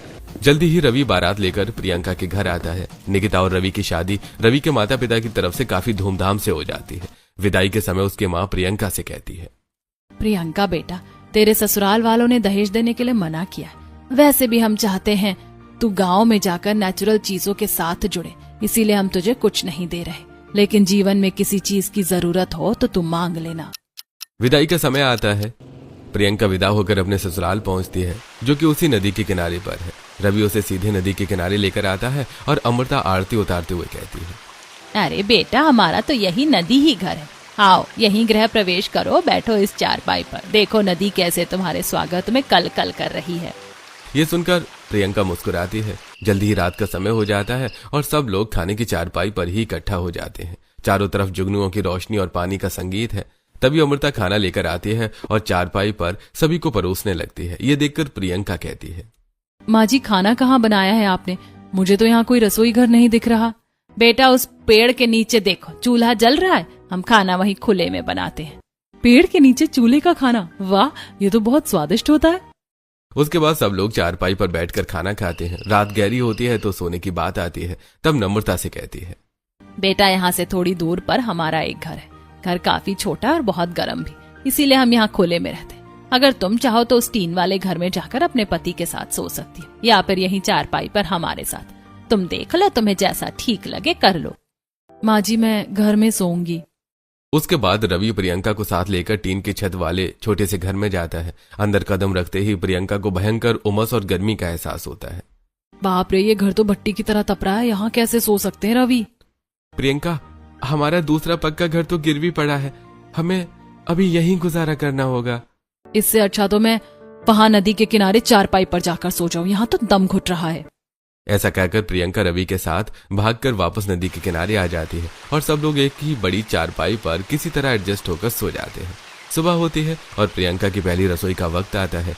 उसकी सास उससे कहती है, बहू, आज तुम्हारी पहली रसोई है सभी के लिए, कुछ अच्छा सा बना लो। सारा सामान घर में रखा है, वहां से ले आओ। माँ जी, मैं घर में ही जाकर खाना बना लूंगी, सामान यहाँ धूप में कौन लाएगा? ठीक है बेटा, जैसी तुम्हारी मर्जी, अगर तुम्हें वहाँ सुविधा लगे तो वहाँ बना लो। अब प्रियंका घर जाती है और लकड़ी के चूल्हे में आग जलाती है। जैसे ही आग जलती है, धुएं और गर्मी से उसका बुरा हाल हो जाता है। उफ, ये धुआं और ये गर्मी, माँ जी ने सही कहा था, यहाँ तो काम करना बहुत मुश्किल है। मुझे तो ऐसा लग रहा है कि मैं अभी बेहोश हो जाऊंगी, कितनी गर्मी है इस घर में।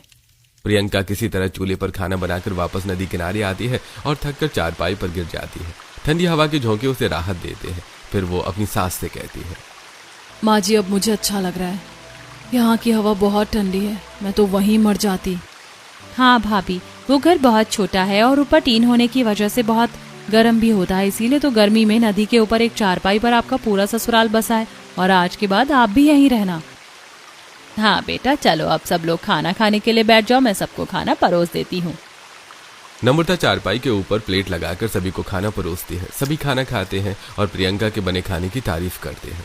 खाना खाने के बाद कांति नदी के किनारे बर्तन धोने लगती है। तब प्रियंका उसके पास आती है और कहती है, कांति, मुझे बहुत गर्मी लग रही है, मुझे नहाना है, बाथरूम कहाँ है? भाभी, हम यही नदी के किनारे रहते हैं और इसी नदी में नहा लेते हैं, हमारे यहाँ बाथरूम नहीं है। आप भी नदी के किनारे जाओ और नहा लो, फिर पेड़ के पीछे जाकर कपड़े बदल लेना।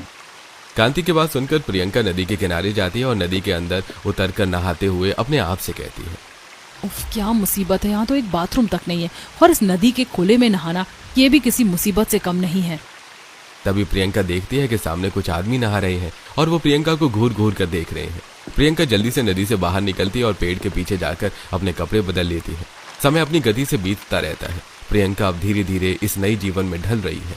एक दिन प्रियंका खाना बना रही थी, तभी अचानक मिर्च पाउडर खत्म हो गया। प्रियंका अपनी सास से बोली, ये क्या माँ जी, मिर्च पाउडर ही खत्म हो गया, अब मैं सब्जी में क्या डालूं? अरे हाँ बेटा, बिना मिर्च की तो सब्जी अच्छी नहीं लगेगी। तू ऐसा कर, जल्दी से जा और घर से मिर्च का डब्बा उठा कर ले आ। माँ जी, बहुत तेज धूप है, इतनी तेज धूप में अगर मैं घर में मिर्च का डब्बा लेने जाऊंगी तो वापस आते तक मेरे पकौड़े बन जाएंगे। लेकिन बेटा, अगर तू मिर्च लेकर नहीं आएगी तो सब्जी अच्छी नहीं बनेगी, और अगर सब्जी अच्छी नहीं बनी तो ये बाप बेटे ताने मार मार कर हमारा भरता बना देंगे। इसीलिए तू जा और जल्दी से पिसी मिर्च ले आ। ठीक है माँ जी, फिर मैं जाकर पिसी मिर्च ले आती हूँ। अब प्रियंका धूप में पिसी मिर्च लेने के लिए घर की तरफ निकल पड़ती है। वो घर जाती है और वहां से मिर्च का डिब्बा लेकर वापस आने लगती है। तभी रास्ते में उसे इस गांव की एक औरत संध्या मिलती है। वो प्रियंका से कहती है, कैसी हो प्रियंका बहन? इतनी धूप में भाग भाग के कहाँ जा रही हो?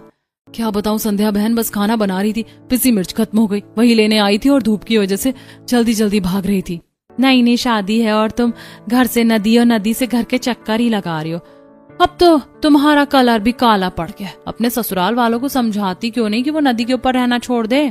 अच्छा अब मैं चलती हूँ, कहीं धूप में मेरा कलर भी तुम्हारी तरह ही ना जल जाए। ऐसा कहकर संध्या वहां से चली जाती है। तब प्रियंका सोचती है, संध्या बहन मुझसे हमदर्दी जता रही थी या मुझे ताने मार रही थी, कुछ समझ में नहीं आया। खैर छोड़ो, मुझे देर हो रही है, मुझे अब चलना चाहिए।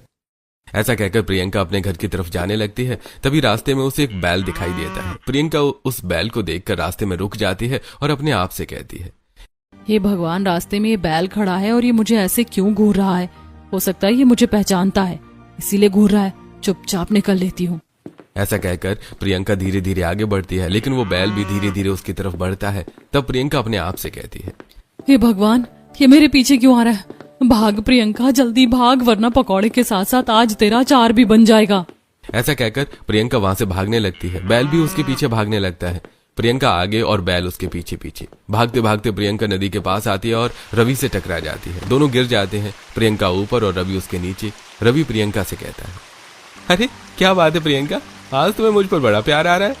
प्यार नहीं रवि, बैल, वो बैल, मेरे पीछे वो बैल। तभी नम्रता वहां आ जाती है और ये देखकर कहती है, राम राम राम राम, हे भगवान, इन लोगों को थोड़ा भी सब्र नहीं है। ये क्या है, तुम दोनों नदी के किनारे हो, कमरे में नहीं। अपनी सास की बात सुनकर प्रियंका उठकर खड़ी हो जाती है और रवि भी खड़ा हो जाता है।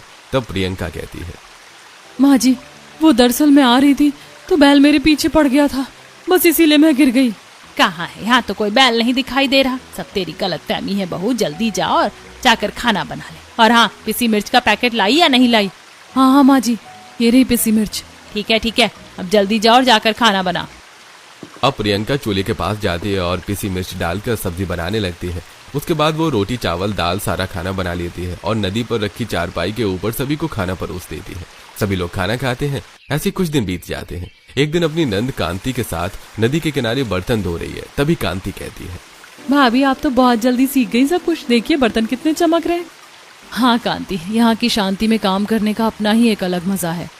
तभी वहां से दो पड़ोसनें सुमित्रा और अनीता गुजरती हैं और प्रियंका को काम करते देखकर ताने मारना शुरू करती है। देखो अनीता, इतने अमीर घर की बहू लाए और इसे नदी किनारे बर्तन धुलवा रहे हैं। सही कह रही हो सुमित्रा, इनको जरा भी शर्म नहीं आती, बेचारी का क्या हाल कर दिया है। प्रियंका उनकी बातें सुनकर चुप रह जाती है। वहीं चारपाई पर बैठी नम्रता भी ये सारी बातें सुन रही थी। नम्रता रामलाल से कहती है, सुनिए जी, पड़ोसने ताने मार रही हैं कि हम इतनी अमीर बहू ले आए हैं और इसी खुले में नदी के किनारे उसे रख रहे हैं। हमें उसके लिए कुछ तो करना चाहिए। हाँ नम्रता, मैंने भी यही सोच रहा था, क्यों ना हम इस नदी के किनारे सब्जियां उगाना शुरू कर दें। जैसे ही थोड़े पैसे आएंगे हम अपने अपने खेत और अपना बड़ा घर साहूकार से छुड़ा लेंगे। और देखो, मैं कल शहर सेठ के काम से गया था तो वहां से कुछ बीज लेकर आया हूँ। भिंडी, टमाटर और मिर्ची जल्दी तैयार हो जाएंगी। प्रियंका, कांति और रवि भी वहां आ जाते हैं और ये सब सुनकर प्रियंका कहती है, हाँ पिताजी, ये बहुत अच्छा आइडिया है, मैं भी आप लोगों के साथ खेतों में काम करूंगी। अगले दिन सभी मिलकर नदी के किनारे टमाटर, मिर्ची, धनिया, आलू इन सब के बीज लगाते हैं। काम करते करते प्रियंका थक जाती है और कांति से कहती है, हे भगवान, इतनी धूप और गर्मी में काम करके तो मेरा बुरा हाल हो गया है। कांति, मैं नदी के किनारे नहा कर आती हूँ। भाभी, ये गर्मी और थकान नहाने से नहीं बल्कि तैरने से जाएगी। हाँ कांति, बात तो तुम सही कह रही हो, पर मुझे तैरना नहीं आता। मैं आपको तैरना सिखाऊंगी, चलिए मेरे साथ नदी में। पर भाभी, साड़ी में तैरना मुश्किल होगा, आप मेरा ये पुराना सूट पहन लीजिए। प्रियंका पेड़ के पीछे जाकर सूट पहन लेती है और फिर कांति के साथ नदी में उतरती है। पानी की ठंडक उसे बहुत ज्यादा सुकून पहुंचाती है। हाँ भाभी, ऐसे ही हाथ मारो और पैर चलाओ, आप तो बहुत जल्दी तैरना सीख रही हो। कांति, ये तो बहुत मजेदार है, मुझे तो तैरने में बहुत ज्यादा आनंद आ रहा है। नहाने के बाद प्रियंका बाहर आती है और कपड़े बदलकर पेड़ के पास वापस आती है और देखती है कि चारपाई पर सब लोग सोए हुए हैं। ये देखकर वो मन ही मन सोचती है, हे भगवान, अब मैं आराम कहाँ करूँ? ससुर जी तो थक कर चारपाई पर सो गए। आराम करने के लिए भी बस यही एक चारपाई है, उसमें भी सब बैठे हैं या सोए रहते हैं। ये सोचते हुए वो पेड़ के नीचे ही बैठ जाती है और थोड़ी देर बाद चारपाई खाली होती है और प्रियंका उस पर लेट जाती है। तभी नम्रता उसे खाना बनाने के लिए आवाज देती है, बेटा, बहुत आराम हो गया, अब उठकर जरा रात का खाना बना ले, भूख लग रही है। जी माँ जी, मैं अभी चूल्हा जलाती हूँ। प्रियंका उठकर पेड़ के पास चूल्हा जलाकर खाना बनाने बैठती है। अचानक तेज हवा चलने लगती है और धूल उड़ने लगती है। उफ, ये धूल तो सीधे खाने में जा रही है। मुझे खाना ढककर रखना पड़ेगा। यहाँ खुले में खाना बनाना किसी जंग से कम नहीं है। बहुत परेशानी हो रही है। तभी वहां से फिर से सुमित्रा और अनीता गुजरती हैं और प्रियंका की हालत पर ताने कसती है। देखो तो बेचारी को खाने को भी ढंग से नसीब नहीं हो रहा। क्या जिंदगी है ये।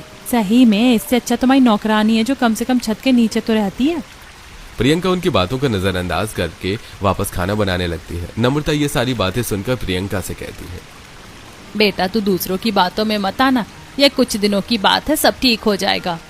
ऐसी कुछ दिन और बीत जाते हैं। सब्जियां अब बड़ी हो गई हैं। पूरा परिवार उन्हें देखकर बहुत ज्यादा खुश है। रामलाल सब्जियों को देखते हुए कहता है, देखो हमारी मेहनत रंग लाई। सब्जियां कितनी हरी भरी और ताजी दिख रही हैं। हाँ पिताजी, अब इन्हें बेचकर हम पैसे इकट्ठा करेंगे ताकि अपनी गिरवी रखी घर और जमीन को छुड़वा सके। उसके बाद सभी लोग टोकरियों में सब्जी भरते हैं और फिर रवि और रामलाल सब्जी की टोकरी को अपने अपने सिर पर रखकर सब्जियां बेचने बाजार की तरफ निकल पड़ते हैं।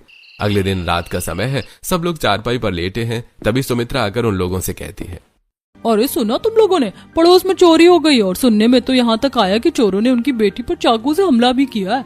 अब तुम लोगों को भी यहाँ खुले में नहीं सोना चाहिए। भगवान, माँ जी मैंने तो सोने की चेन पहनी, कहीं चोरों को पता चल गया तो वो तो मेरा गला ही काट देंगे। रवि, मुझे तो बहुत डर लग रहा है। अरे प्रियंका, इसमें डरने की क्या बात है। हम सब एक ही चारपाई पर सोते हैं। कोई भी चोर तुम्हारा कुछ नहीं बिगाड़ सकता। हम सब है ना तुम्हारी रक्षा के लिए। बेटा फिर भी अगर तुझे इतना ही डर लग रहा है तो तू ये गहने उतार कर मुझे दे दे। मैं इन्हें अपने बटुए में संभाल कर रख लूंगी। तू बेफिक्र होकर सो जा। अपनी सास की बात सुनकर प्रियंका अपने गहने उतार कर अपनी सास को देते हुए कहती है, माँ जी ये लीजिए, अब मुझे थोड़ा सुकून महसूस हो रहा है। उसके बाद सुमित्रा चली जाती है और सभी लोग चैन से सो जाते हैं। अगले दिन दोपहर में प्रियंका चारपाई पर सबके साथ बैठकर खाना खा रही होती है कि तभी पेड़ पर बैठा एक कौवा बीट कर देता है। छी, ये क्या हो गया। सारा खाना खराब हो गया। मेरा तो नसीब ही खराब है। मैं तो यहाँ शांति से 2 रोटी भी नहीं खा सकती। प्रियंका खाना लेकर उठती है और वो गुस्से में खाना फेंक देती है और नदी के किनारे जाकर बैठ जाती है। पीछे से रवि आता है और उसके बगल में बैठते हुए कहता है, प्रियंका, तुम तो आज नदी के किनारे बैठी एकदम जल पर ही लग रही हो। बस तुम्हें तो यही जबरदस्ती की तारीफें सूझ रही हैं और यहाँ गर्मी में नदी के ऊपर एक चारपाई पर पूरा ससुराल होने की वजह से मेरी हालत खराब है। अरे प्रियंका, तुम चिंता मत करो, हम कोशिश तो कर रहे हैं, सब ठीक होगा। रवि, मुझे लगा था कि शादी के बाद मैं तुमसे बहुत सारी बातें कर पाऊंगी, लेकिन मुझे और तुम्हें अकेले में बिताने के लिए समय ही नहीं मिल पाता। अगर हमारा घर होता तो ये सारी समस्याएं नहीं होती। मैं तुमसे वादा करता हूँ, जल्द से जल्द मैं तुम्हारी हर समस्या का समाधान कर दूंगा। रवि की ये बात सुनकर प्रियंका उसके कंधे पर अपना सिर रख देती है और रवि अपने दोनों हाथों से उसे पकड़ लेता है। ऐसे ही 4 दिन और बीत जाते हैं। रात को चारपाई पर पूरा ससुराल एक कतार में सोया हुआ है। प्रियंका को नींद नहीं आ रही है। उसका मन अपने पति रवि के पास जाने को कर रहा है, जो चारपाई के दूसरे छोर पर सोया है। सुनिए ना, क्या आप जाग रहे हैं? हाँ प्रियंका, क्या हुआ? इतनी रात को क्यों फुसफुसा रही हो? मुझे डर लग रहा है और आपकी याद आ रही है। मुझे आपके पास लेटना है। अरे, माँ और पिताजी पास में ही सोए हैं, वो देखेंगे तो क्या सोचेंगे? मुझे नहीं पता, मुझे बस आपके पास लेटना है। प्रियंका दबे पांव उठती है और रवि के पास जाकर चारपाई के एक कोने में सिमट कर लेट जाती है और कहती है, थोड़ा उधर सरको ना, जगह ही नहीं है यहाँ तो। अरे और कितना सरकूं? थोड़ा और। रवि जैसे ही और थोड़ा खिसकता है, किनारे पर सोई हुई कांति को जोर का धक्का लगता है। कांति गहरी नींद में थी और अचानक असंतुलित होकर धम्म से नदी के उथले पानी में गिर जाती है। बचाओ! अरे ये क्या हुआ? मुझे धक्का किसने दिया? कांति के गिरने की आवाज से पूरा ससुराल हड़बड़ा कर उठ जाता है। ससुर जी अपनी लाठी ढूंढने लगते हैं और सास अपनी आंखें मलते हुए सबको देखती हैं। क्या हुआ? कांति बिटिया, तू पानी में क्या कर रही है आधी रात को? माँ, मैं क्या करूँगी, किसी ने मुझे जोर से लात मार के नीचे गिरा दिया। अरे किसने गिराया? हम तो सब अपनी जगह पर सोए थे। सबकी नजर प्रियंका और रवि पर पड़ती है, जो एक दूसरे के बिल्कुल करीब एक ही कोने में दुब के बैठे हैं। प्रियंका शर्म के मारे अपना चेहरा साड़ी के पल्लू में छिपा लेती है। तब रवि कहता है, वो दरअसल प्रियंका को डर लग रहा था पिताजी। अच्छा, तो भाभी को डर लग रहा था और सजा मुझे मिली। वाह भाई साहब, अब समझ आया कि ये धक्का कहाँ से आया था। चलो अब सब सो जाओ। अगले दिन प्रियंका चूल्हे पर खाना बनाकर सभी लोगों के लिए परोसती है। खाना खाते हुए रामलाल कहता है, बहू, आज अगर खाने में आम की तीखी चटनी मिल जाए तो मजा आ जाए। हाँ बेटा, जा जरा घर से 2 आम ले आओ और थोड़ी मिर्ची भी लेते आना। जी माँ जी, मैं अभी जाकर लेकर आती हूँ। प्रियंका टीन वाले घर की तरफ दौड़ती है। वो आम लेकर वापस आती है। तब उसे याद आता है कि वो नमक लाना भूल गई है। वो फिर वापस भागती है।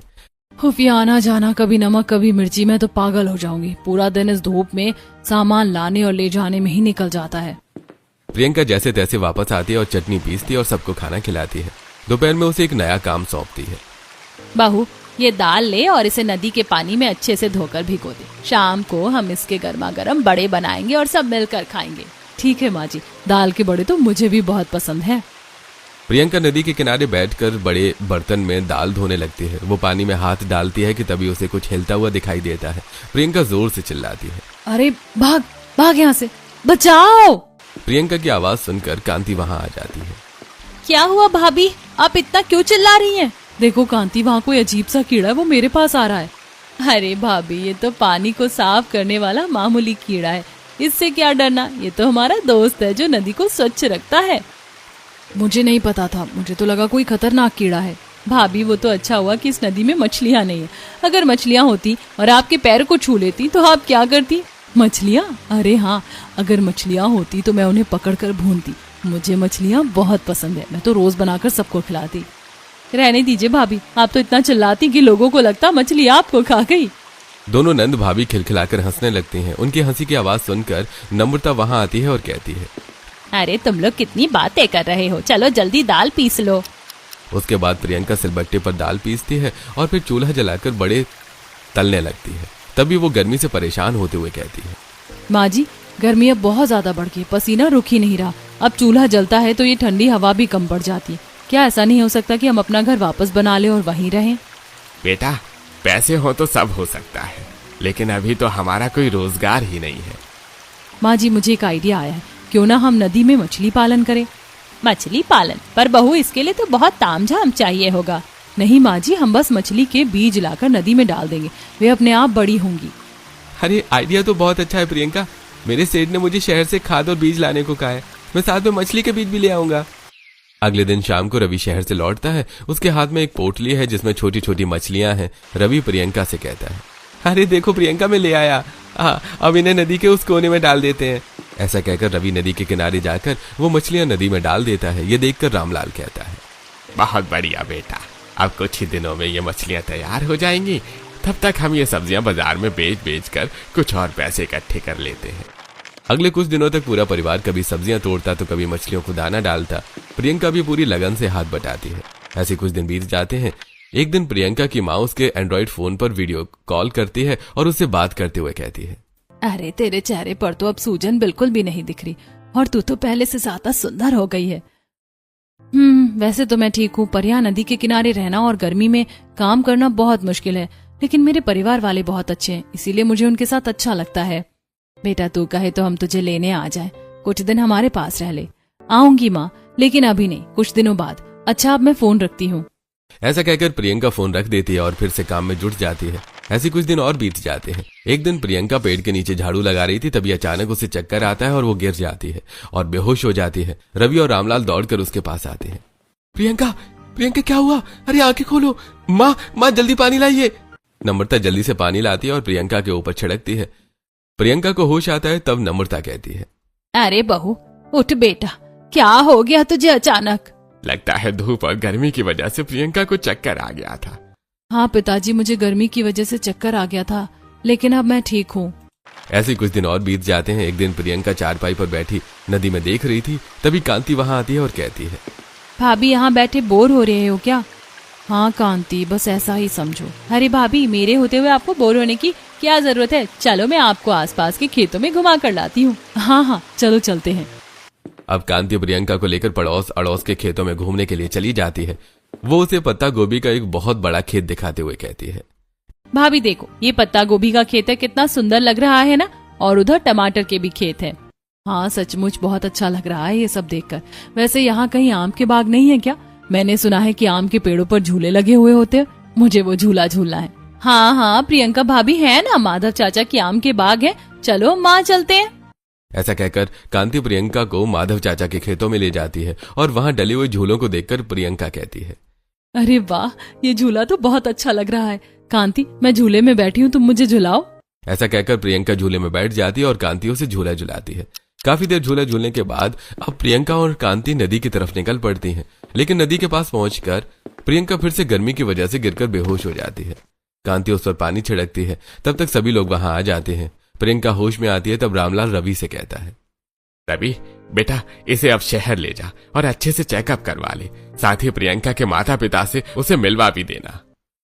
जी पिताजी, मैं अभी गाड़ी का इंतजाम करता हूँ, हम अभी शहर निकलेंगे। रवि प्रियंका को लेकर शहर के बड़े अस्पताल पहुंचता है। वहां प्रियंका के माता पिता निकिता और उमेश पहले से ही इंतजार कर रहे हैं। सभी प्रियंका को डॉक्टर को दिखाते हैं। डॉक्टर प्रियंका के कुछ टेस्ट करवाता है और रिपोर्ट देखकर कहता है, बहुत ही अच्छी खबर है। मुझे आप सबको ये बताते हुए बहुत खुशी हो रही है। प्रियंका का ऑटो इम्यून सिस्टम अब पूरी तरह से ठीक हो चुका है। क्या सच में डॉक्टर साहब? क्या अब इसे कोई खतरा नहीं है? अरे बिल्कुल नहीं, अब इसे किसी भी एसी, कूलर या ठंडे पानी से कोई दिक्कत नहीं होगी। ऐसा लगता है कि प्राकृतिक वातावरण और ताजी हवा ने चमत्कार कर दिया है। भगवान का लाख लाख शुक्र है, मेरी बेटी बच गई। अब निकिता और रमेश प्रियंका और रवि को अपने साथ घर ले आते हैं। अगले दिन प्रियंका जब जाने लगती है तो उमेश उससे कहता है, हमने शादी के समय तुम्हें कोई दहेज नहीं दिया था, लेकिन अब तुम चाहो तो हमारे यहाँ से एसी और कूलर अपने घर ले जा सकते हो। पिताजी, आपकी बेटी का स्वास्थ्य मेरा सबसे बड़ा उपहार है। आप चिंता मत कीजिए, मैं अपनी मेहनत से सब कर लूंगा, मुझ पर भरोसा रखिए। बातें करने के बाद प्रियंका और रवि वापस अपने गांव लौटते हैं। रवि, प्रियंका, अभी यहाँ एक बड़ा मछली व्यापारी आया था। वो हमसे नदी की मछलियां खरीदना चाहता है। अरे ये तो बहुत अच्छी खबर है पिताजी, मछलियां अब तैयार हैं। हाँ, उसने कहा है कि वो कल से मछलियां निकालना और खरीदना शुरू कर देगा। अगले दिन सुबह सुबह कॉन्ट्रैक्टर अपने आदमियों के साथ आता है और जाल डालकर मछलियां निकालता है। ढेर सारी मछलियां देखकर सबका चेहरा खिल जाता है। अरे भैया, आपकी मछलियों की क्वालिटी बहुत अच्छी है, ये लीजिए आपकी पहली कमाई का एडवांस। रामलाल के हाथ में नोटों की गड्डी आती है तो उनकी आंखों में खुशी के आंसू आ जाते हैं। ठेकेदार मछलियां लेकर चला जाता है। फिर रामलाल तुरंत रवि से कहता है, बेटा रवि, अब देर मत कर, जाओ साहूकार के पास जाकर हमारे खेत और घर के पेपर लिया। जी पिताजी, मैं अभी जाता हूँ, आज हमारी सारी परेशानियां खत्म हो जाएंगी। रवि साहूकार के पास जाता है और पैसे जमा करके अपने पुराने घर और खेत के पेपर वापस लेकर आता है। वो घर आकर सबको पेपर दिखाता है। सभी लोग अपने पुराने बड़े घर में लौट आते हैं। रवि उसकी रिपेयरिंग करता है और हर कमरे में एसी और कूलर लगवाता है। फिर सभी वहां खुशी खुशी रहने लगते हैं।